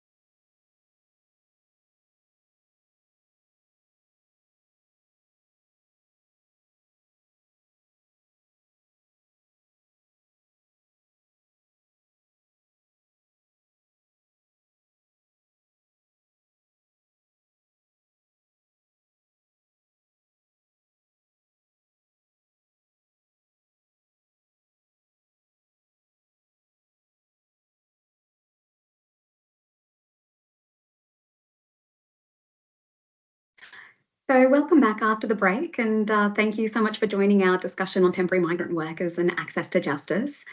My name is Sophia Kagan. I'm the Principal Policy Advisor on Labour Migration with the Office of the New South Wales Anti-slavery Commissioner, and I'm joining you today from the lands of the Bunurong people of the South East Kulin Nation, and I pay my respects to their elders, past, present and emerging. So our panel today will dive into the realities faced by temporary migrant workers, including those who have survived exploitation and modern slavery, and the uphill battle that they face in seeking justice. And obviously, there are a range of issues that we're going to discuss, from visa precarity to pressure to stay silent by employers or unscrupulous contractors, knowledge and language barriers. Many migrants essentially become locked out of the systems that are meant to protect them. So we're going to unpack some of these really key issues, why justice still remains out of reach of so many migrant workers, spotlight stories of survivors, and explore bold ideas for how we might be able to join hands to advocate for stronger policy and more inclusive practices to ensure that temporary migrant workers can benefit from various reforms and programs. We've had a last-minute change of panel as one of our speakers, Isabel Salinas, was taken ill, so we wish her a speedy recovery, and we thank Josh very much for joining our panel. Allow me to introduce our wonderful speakers. Valencia Paquette, I see she's having a little bit of trouble joining us, but hopefully will be with us in a moment. Valencia is a community support volunteer and founder of Pacifica Consulting and Welfare Support Agency. She has been volunteering and advocating for the rights of Pacific Island workers for over 12 years and has supported many Pacific workers, including those on the Pacific Australia Labour Mobility Scheme across Australia. Joshua Strutt is the Director of the Immigration Advice and Rights Centre, IARC, leading their work in supporting migrants, including temporary migrant workers, to get justice. He has extensive experience in immigration law, has represented and advocated for clients with the Department of Home Affairs and in court, and he's also a published author on immigration law. And finally, Vasina Farbenbloom is an international lawyer, academic, and global expert on migrant rights. As the founding co-executive director of the Migrant Justice Institute, she's led groundbreaking research on temporary migrant workers in Australia. She's also a member of the Ministerial Advisory Council on Skilled Migration's Expert Subcommittee and the author of numerous submissions to government on migration policy and reforms. Thank you so much to you all. It's really a pleasure to have you on this panel. I'll just pause for a moment and see if Valencia, you are with us and you can hear us. Unfortunately, it looks like Valencia is having a few challenges joining us. So perhaps I'll go straight to Josh, if that's okay, to put you on the spot, and we'll come back to Valencia once she has resolved some technical challenges. So Josh, across New South Wales, IARC has assisted thousands of temporary migrant workers in their legal claims. Perhaps you could tell us briefly, what are some of the barriers that these workers face? And perhaps also if you'd like to touch on some of the recent government reforms like the workplace justice visa and whether you think they go far enough in addressing some of the challenges. Yes, absolutely. And also just want to start by just saying thanks for having me on the panel today. It's really great to speak to this issue, and it's something that IARC has been working on for a number of years now. For some background, IARC is a community legal centre based in New South Wales, so we provide free immigration advice on all areas of immigration, refugee and citizenship law. About 6 years ago, we started a project called Visa Assist with Unions New South Wales. And the idea behind that project was basically that unions were going to work sites talking to temporary migrant workers about their rights and their obligations in the workplace. And soon discovering that a lot of people were actually being exploited who were on temporary visas, and we're telling people that actually the unions can help you. We can help you access support. We can help you get back your pay or enforce your work, the rightful conditions you should be receiving at work. And the first words out of these people's mouths was, yes, but what about my visa? My visa is really important to me. I need to make sure that I can keep that visa so I can stay here lawfully. I won't be put into detention. I won't be removed from Australia. I can stay here with my family. And that was a huge barrier to people actually seeking support and seeking justice who are working in various workplaces across New South Wales and across Australia. So I think one of the biggest issues that people face are their visa status and the fact that visas generally have quite a lot of conditions and can be quite strict. The visa system is not very forgiving. It does require people to comply with various conditions on their visa, otherwise their visas can be cancelled or they can be effectively put into detention, or they can actually jeopardize future visa pathways as well and face re-entry bans to Australia. So it's quite a harsh system. The other side of it as well is there's just really not a lot of access to justice, so access to sort of community legal centres or free legal advice for these workers. A lot of the exploitation we've seen does happen in regional and remote communities, and there's not a lot of access to free legal services out there. IARC tries to travel out to those areas as much as we possibly can afford most of the time, and it is an area where we'd like to see more people going out, being able to provide services to these people so that they can get access to credible information. There's also a lot of misinformation in the community, and a lot of times people take advantage of the perilous nature of people's visas.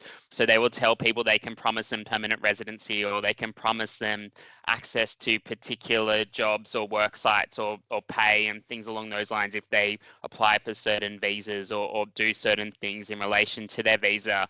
And often when they make those decisions based on that advice turns out to be incorrect or puts them on a really dire pathway. Some recent stats that we've collected from doing our work over the last year is that 1 in 5 people we've advised have faced unscrupulous migration agents, and that's not just people who are migration agents, but also people who hold themselves out as migration agents. And so we actually think that 1 in 5 figure is probably underreported, but it shows sort of the way in which people prey upon the vulnerabilities that exist for this cohort of people.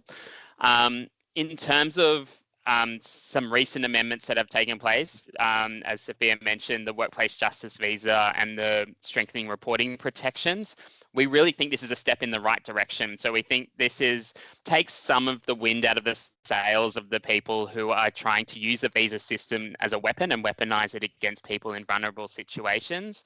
For those who don't know online, the two sort of key reforms here are a workplace justice visa that allows people whose visas are about to expire or have recently expired apply for another substantive visa to stay in Australia and to take an action against their employer or the relevant person.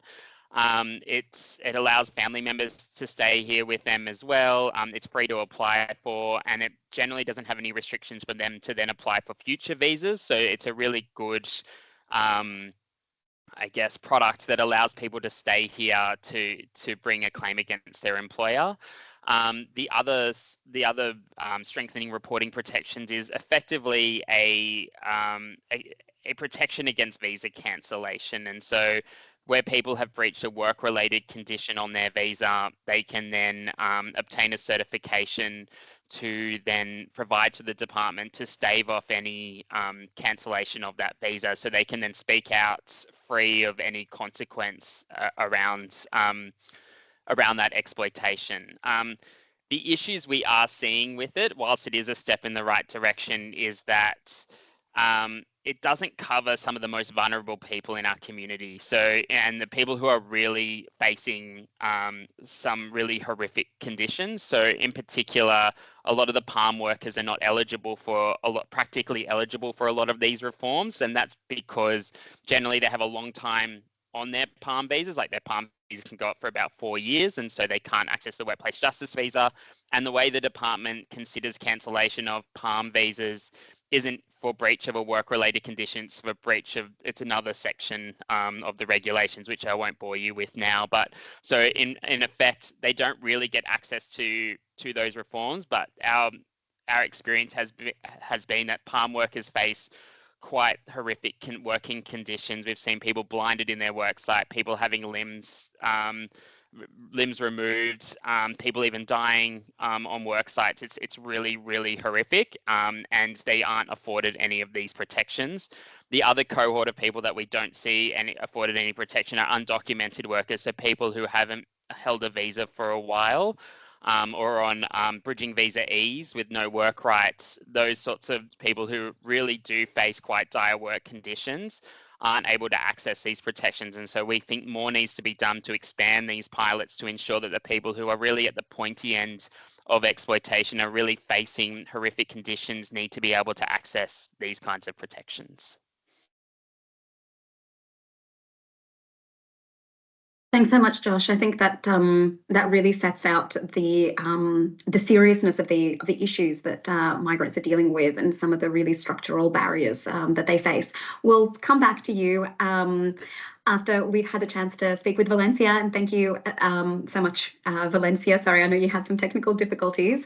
So Valencia, you've supported dozens and dozens of Pacific Island workers across Australia as a volunteer, and Josh has just spoken about, you know, some of the practical challenges that Pacific Island workers might face.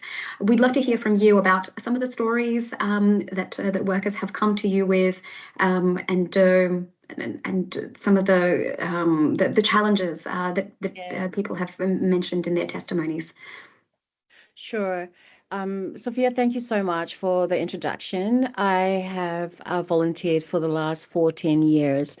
Back in 2011, I've had a chance encounter with a group of workers. And as I got to know them, I quickly realized just how the lack of understanding, you know, in workplace relations and their rights and all that sort of stuff. And they I realized that often, like, they were subjected to the cohesive control environments. And as time went by, I realized it wasn't just them. There's like a massive, you know, group of people. Now, you know, when we hear the term modern slavery, it might sound like something distant or unrelated to our communities, but it's happening here quietly, systematically, and it's hurting the very people who come to Australia, hoping to make a better life for themselves and their families by contributing to the agricultural sector. I have a couple of stories that I want to share with you guys to shed light on this situation. So recently I've had a male worker who had reached out to me after an accident on the job. The first thing I asked him was, does he have health insurance? He didn't know. I asked if he contributes to the union.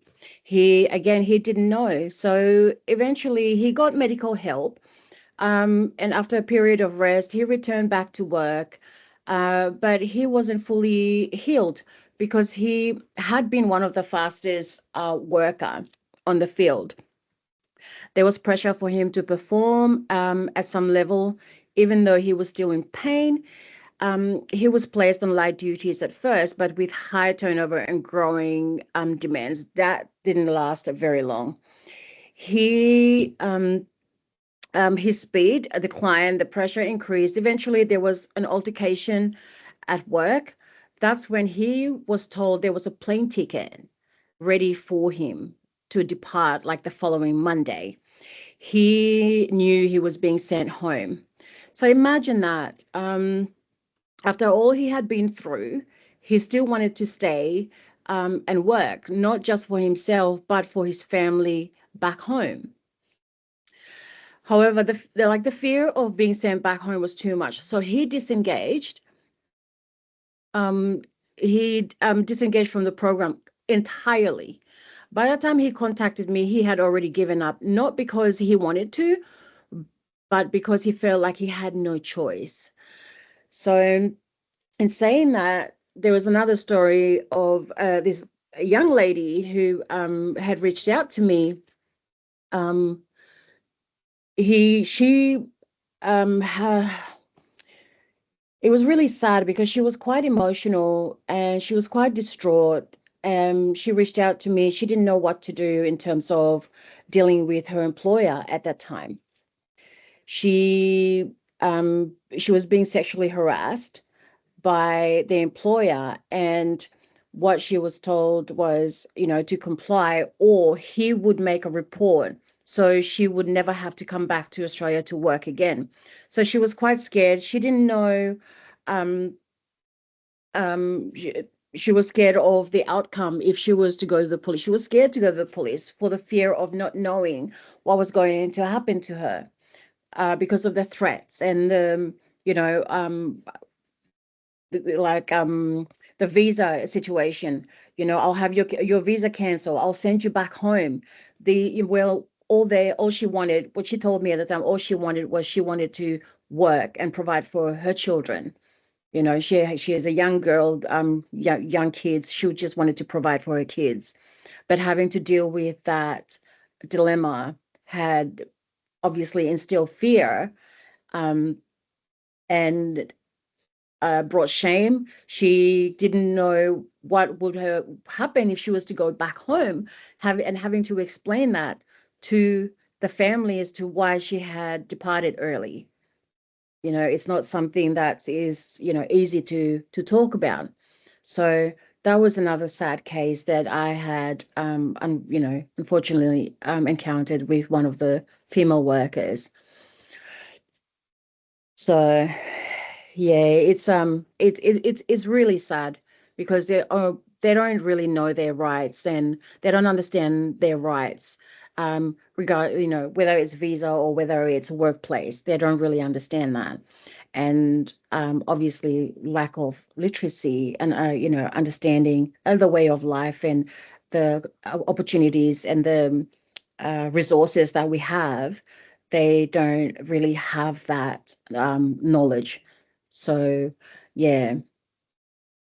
Thank you so much, Valencia. Again, we'll come back to you during the question and answer, but I think you've really highlighted something that is so critical in the power imbalance between workers and employers. Because when an employer says, "I can put you on a plane tomorrow," even if the worker the worker may not know actually that the employer does not have the ability to do that or the lawful ability to do that.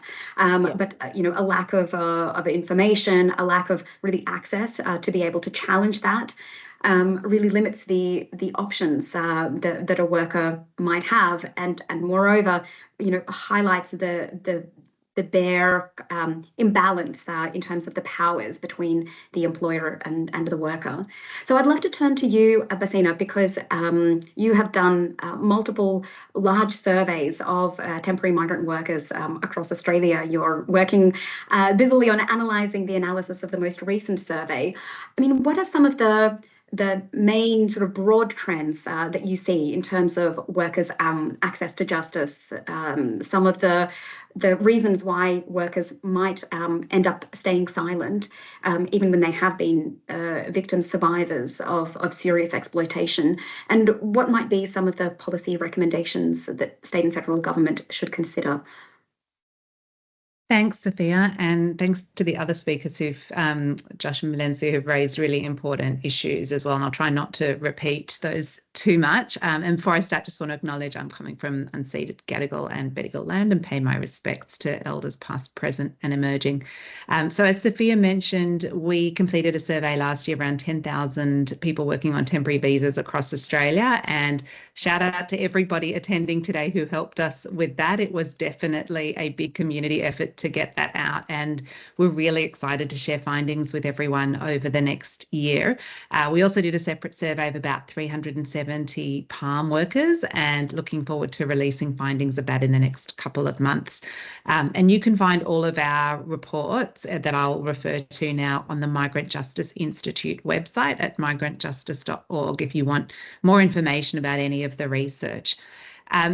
So over the past decade, we've done multiple large-scale surveys and obviously found widespread exploitation, but we all know that it's very difficult for governments and businesses to detect labour exploitation, and it's often impossible if victims don't actually come forward to report it and seek justice. Part of the problem is that there's limited incentive for migrant workers to report or to come forward if it puts them at risk and they can't actually safely access remedies. So our surveys have found consistently that underpayment, for example, is widespread across a number of industries in Australia, but 9 out of 10 of those underpaid workers took no action and suffered in silence. And that was despite the fact that most of them actually knew that they were underpaid. It's not an Australian problem, it's a global problem. Employers engage migrant workers precisely because they can be mistreated and exploited, and they have too much at risk and it's too difficult to complain. It's not a coincidence. And so this is a problem that countries all around the world are dealing with. And we know that there are very significant practical barriers to help seeking and accessing justice, and obviously Valencia mentioned some of those. But fixing those won't be enough. Fundamentally, migrant workers don't report workplace exploitation and seek remedies because it's not rational. The risks and the efforts to them are very high, and the chance that they're actually going to obtain justice and, for example, recover the money they're owed or hold employers to account or obtain broader remedies is low, because the institution and systems that they use to obtain remedies and justice don't generally work very well for them.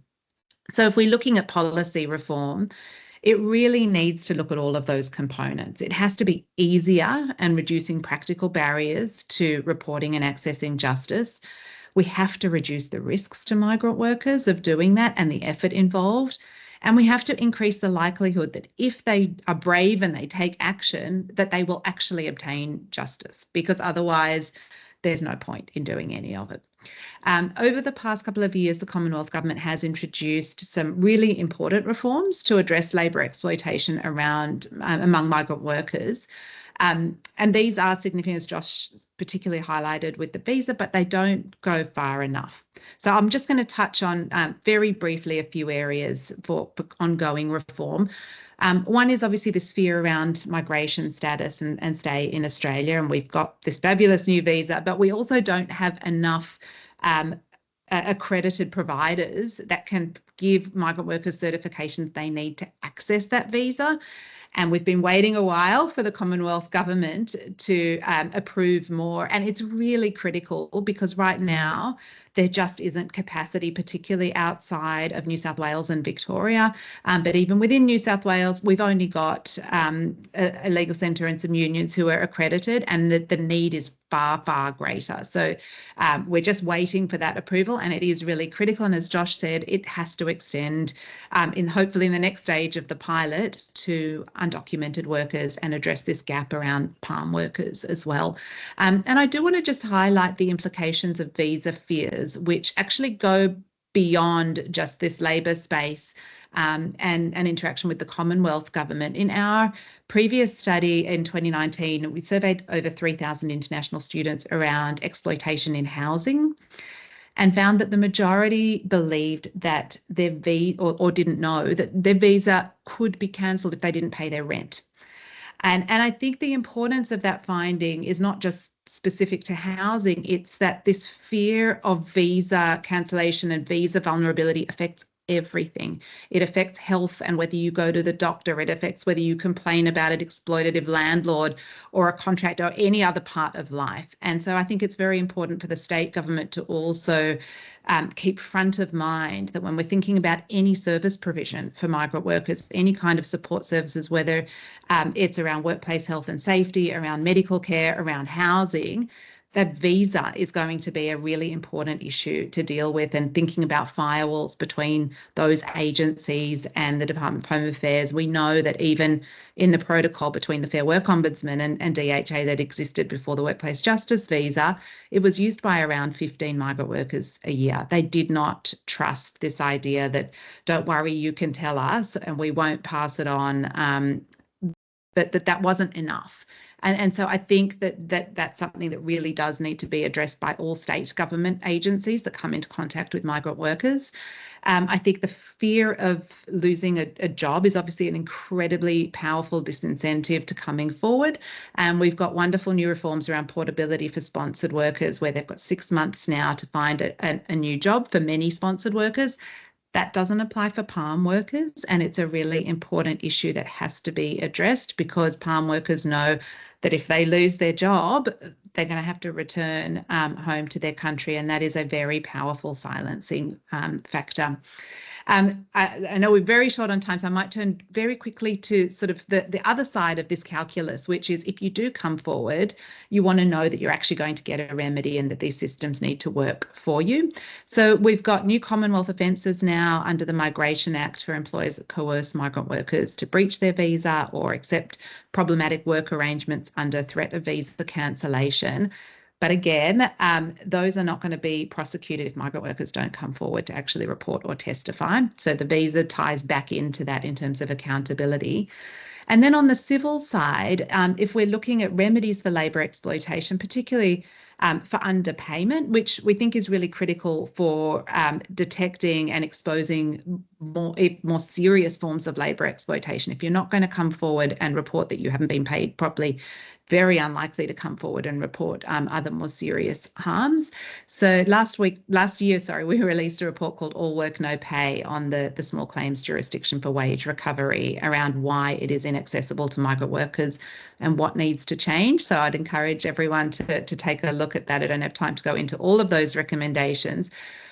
But one I just want to touch on is around legal assistance. And to Josh's point, migrant workers can't do any of this on their own without help, whether it's trying to recover unpaid wages or access any other services.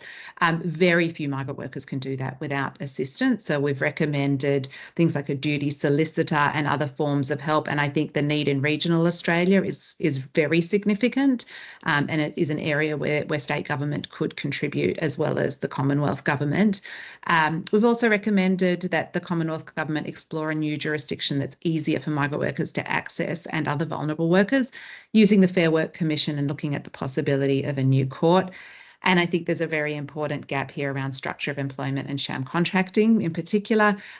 Many migrant workers are employed as contractors who should be employed as employees, which sort of removes their ability to then pursue an employer, and they have far fewer rights and entitlements. I'm happy to talk about any more of that later, but I think those are some areas that would be great to see some policy reforms at Commonwealth and state government levels.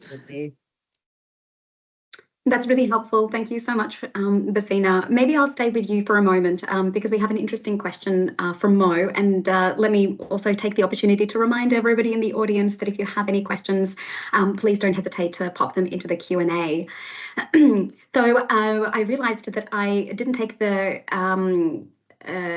time to define a particular terminology that is very well known to us on the panel, but perhaps not so much in the audience, disengagement. So disengagement from the PALM scheme, meaning that a worker essentially sort of leaves the scheme and instantly becomes out of visa status or in an irregular situation, essentially undocumented. Although there are many other ways that workers might slip into irregularity, including if they've come on a visa and then overstayed or breached other conditions of their visa. And as Josh mentioned, these are some of the most vulnerable workers because they are no longer eligible for any of the protections against visa cancellation or the workplace justice visa. As was mentioned in the previous panel, they are not eligible for the STPP, the Support for Trafficked Persons program, and many other government supports. So Mo asks, is there any appetite or possibility for advocating for a essentially an amnesty? Mo calls it a comprehensive re-engagement visa to essentially to give them sort of legal status again, or bring them back into the program. I guess to Basina and perhaps also to Josh, is there a need to look at a pathway of regularizing workers in irregular status, or is this something that perhaps could be done through a future iteration of the workplace justice visa that becomes sort of available for workers who do fall into irregularity and can't file an application sort of within that 28-day cutoff? Perhaps to you, Basina, and sure, I'm happy to go first.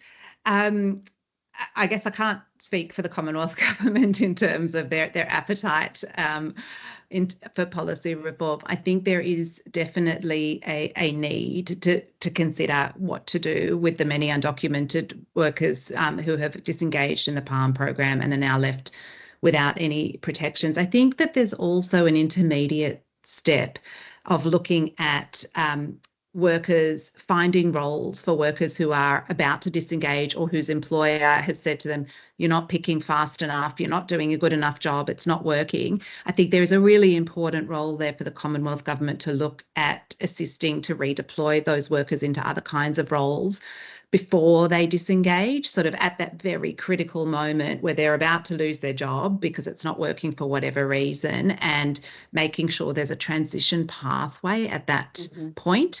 And I think that sort of finding a way back into the program or other forms of assistance is important. But I think that there are a range of opportunities, I guess, that the government's going to consider. Now I know that there's sort of new reinvigorated focus on PALM, and hopefully we will see new possibilities opening up, particularly around sort of being able to change employers and portability as an alternative to disengagement, which really is critical. Thanks so much, Basina. I might turn to another question in the Q&A. But actually, this is perhaps some information from Michael. Thanks for sharing, Michael, that New South Wales workers can report instances of workplace sexual harassment to Safe Work New South Wales. There is a dedicated team that's focused on workplace harm. Perhaps to touch on that, I'll turn to you, Valencia.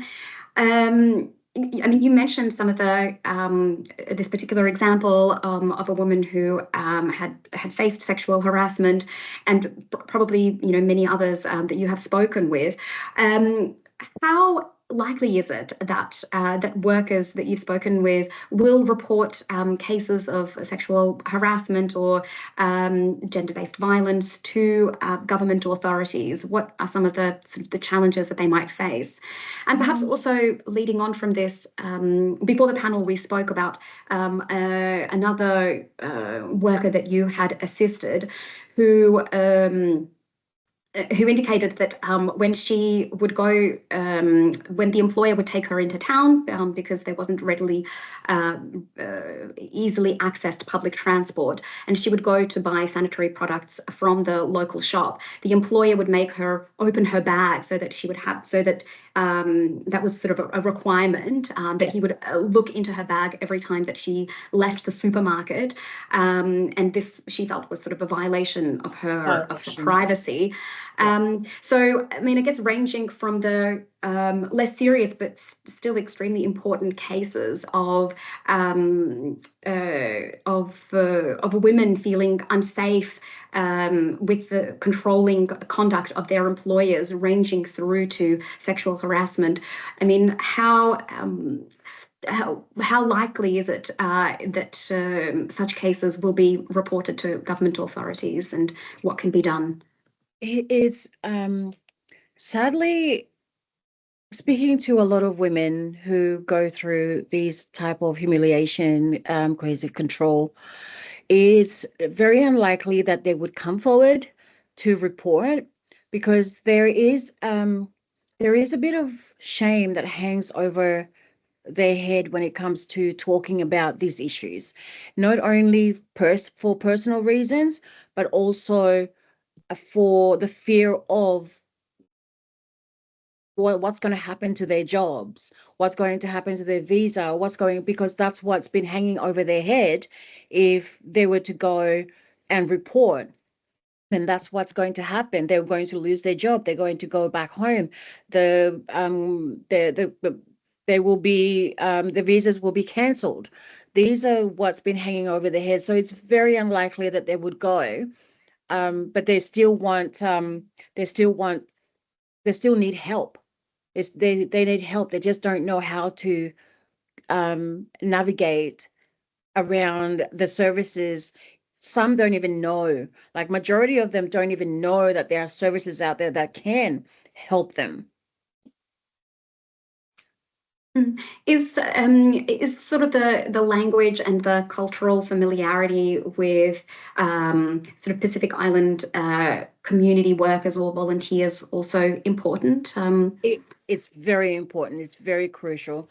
What I have found in my experience with dealing with the workers, not only the lack of literacy in this scheme, that like the PALM scheme, but also like especially with the workers, but also the language barrier. And let's also remember that a lot of the workers have come from villages. They have their own sort of they have a different way of resolving matters. When you and I can pick up the phone and call whatever services out there to help or get directions or stuff like that. They don't have that. So they're going from like their villages to transitioning into working in Australia with all these services is quite foreign to them. So there needs to be a little bit, a gap, mended gap there, where they need to understand that they can go, like if they face problems, then they can do this. It's very different to how they solve conflicts and issues back home compared to Australia. So that's where, in my experience, I help a lot of the workers navigate in the way of life in Australia. And it's a big need to have that implemented in the system. Thank you so much, Valencia. I'd like to turn to another question, and perhaps this one might be for you, Josh. Peter writes, a dilemma with the PALM program is that greater regulation or better conditions for PALM workers could see employers switch back to working holiday makers instead, which is even less regulated. I know, Josh, that many of the clients that you have worked with are working holiday makers or backpackers. What are some of the issues and stories that the backpackers have presented to you with? And indeed, this is a scheme that is far less regulated, but nonetheless has sort of a coercive element in the sense that backpackers are essentially sort of forced or pressured by the visa conditions if they want to stay in Australia for a second or third year, that they do have to generally go into the agricultural sector or another regional or rural sector. And that again creates that sort of power imbalance between employer and worker. What are your thoughts on, what are some of the vulnerabilities that working holiday makers face in Australia?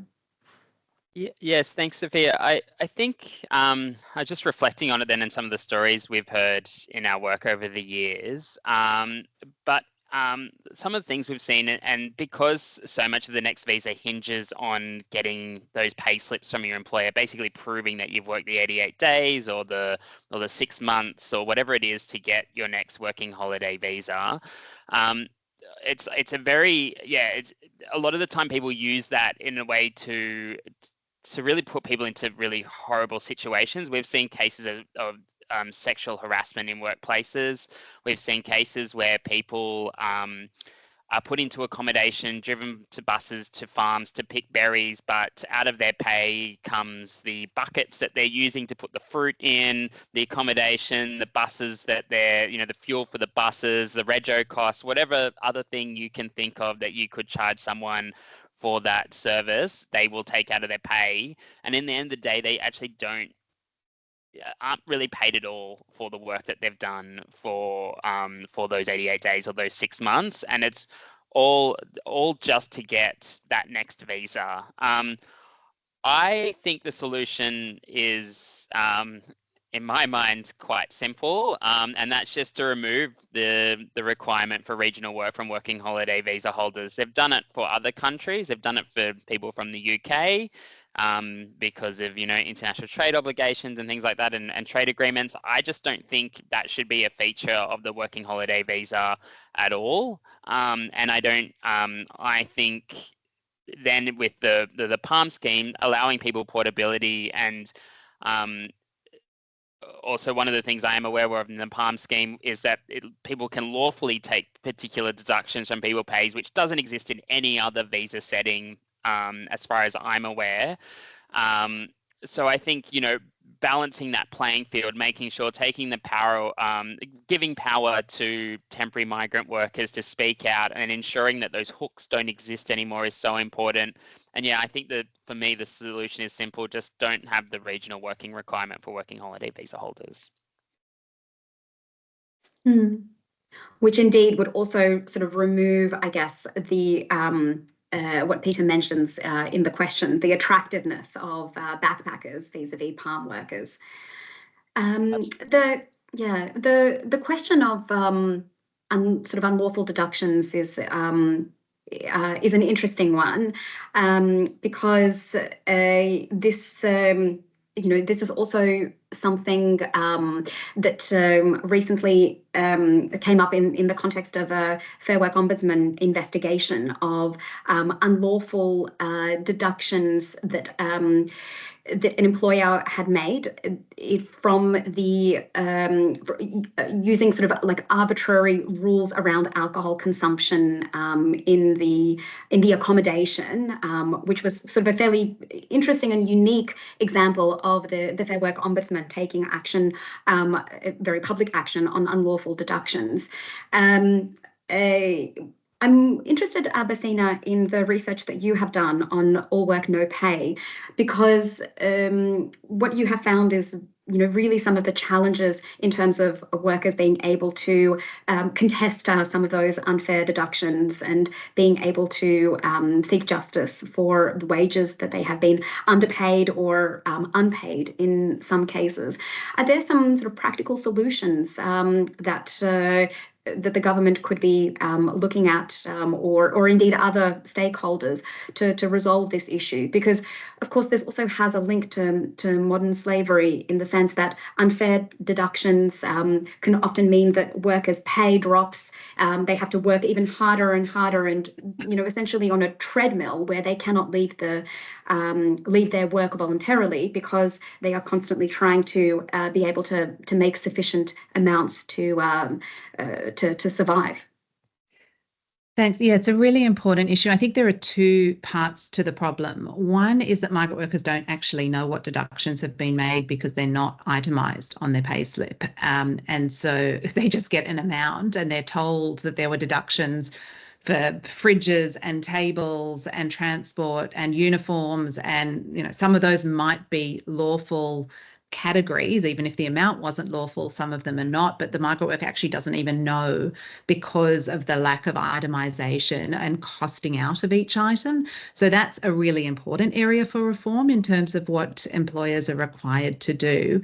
The second area is how much can be charged for things that fall into a category that is not unlawful, but where, we hear about PALM workers being charged hundreds of dollars for tables and things that are just clearly ridiculous. But there are sort of no threshold amounts for what workers can and can't be charged for.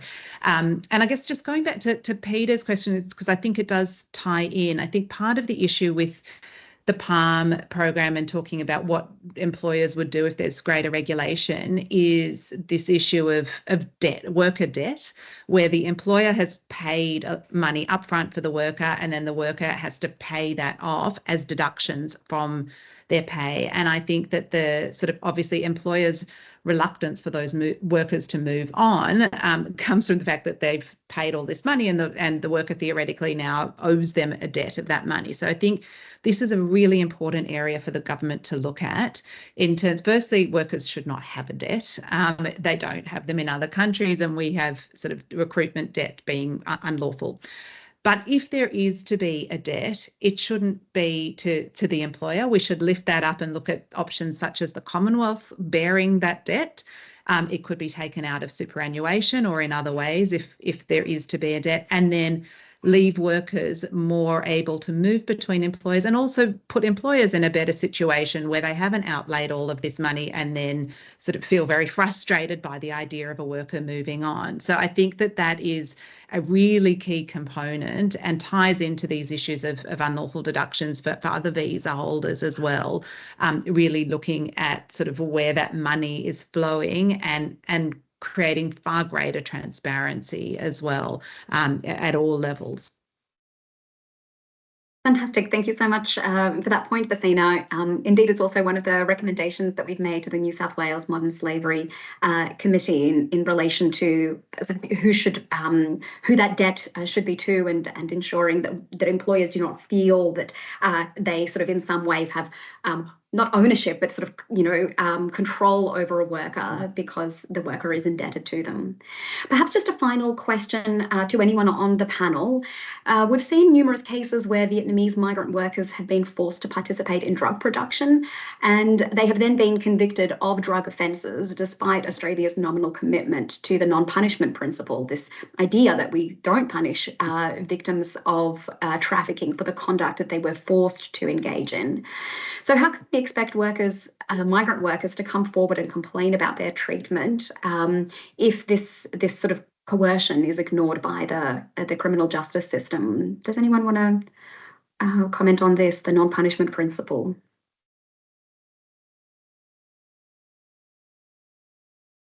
I mean, the only thing I would say, I'll take one for the team. I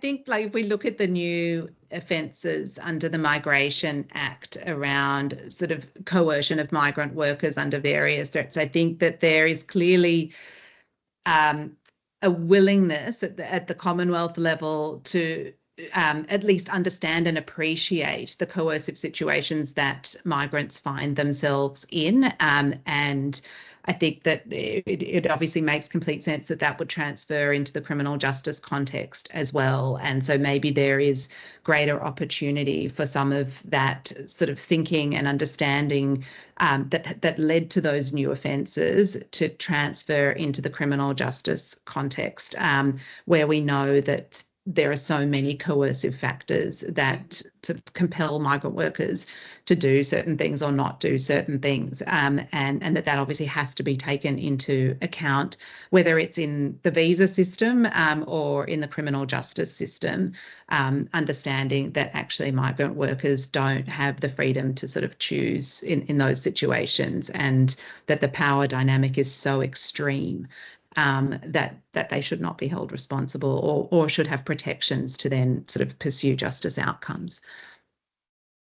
That's excellent. Thank you so much, Basina. And thank you very much to all three of our panellists, Valencia, Josh and Basina. I've really enjoyed this conversation. Of course, as always, there's so much more to be said on this topic of access to justice for temporary migrant workers. So may this conversation continue. I'll also just direct everybody to the chat, where you can find some excellent resources from the organisations that our panellists represent. There's a really important IARC policy and law reform submission on working holiday makers, palm workers and other temporary migrant workers that you can find. Of course, we're all waiting with great eagerness for the Migrant Justice Institute survey that Basina spoke about, and you can also go on the MJI website to see some of the other submissions that MJI have made, including the previous national survey. So thank you very much to all three of you. I'll turn it over to Lucy Forbes, my colleague, to sum up for today. Right. Thanks very much, Sophia. And I'll get the next slide, please, if I can. Thanks everyone. I'm joining today from the Gadigal country of the Eora Nation, and I'd like to pay my respects to elders past, present and emerging. So I first want to just highlight, if I could get the next slide. Oh, sorry, it's not quite to mine. So if today's discussion has raised any issues for you, if conversations have impacted you, professional support is available via Converge Counselling. And you should be able to see on the screen there the details of Dr. Joe Stevens from Converge Counselling, who'll be on standby from 11:30 to 12:30 p.m. today. And you can access Joe via the number and using the case ID that's on the screen. Next slide, please. So to wrap up now, I just wanted to reflect on a few kind of key themes that I think the sessions this morning have highlighted. At the heart of these discussions, and I think really at the heart of all our work, is the need for anti-slavery action to be driven not just by good intentions, but by effectiveness. As Commissioner Evans said earlier, is our work actually making a real difference to people's lives? Can survivors have faith in the systems and the supports that we're providing? And I think we can take 2 points that have kind of come out of today's sessions to make sure that we're really, targeting and pursuing that effectiveness in everything that we do. And the first point is really about listening to survivors and to communities that are vulnerable to forms of exploitation, including temporary migrant workers. So listening to their diverse experiences, their priorities, the kinds of support they need and the kinds of support that perhaps they don't need. Really importantly, the barriers that they face in accessing justice and remedy. And we've heard in the session that Sophia moderated just now about some of those barriers, particularly linked to visa settings. Listening to survivors about what works and what doesn't work in the sector. And more than that, we also need to be investing in the capacity and the capability of survivor advocates to create the kinds of peer support systems that Sarah has been pioneering, as well as policy co-design and co-delivery that exists already in many other sectors like gender-based violence, disability and Indigenous policy. The second thing I think we need to be thinking about is sort of changing the structure of our modern slavery response.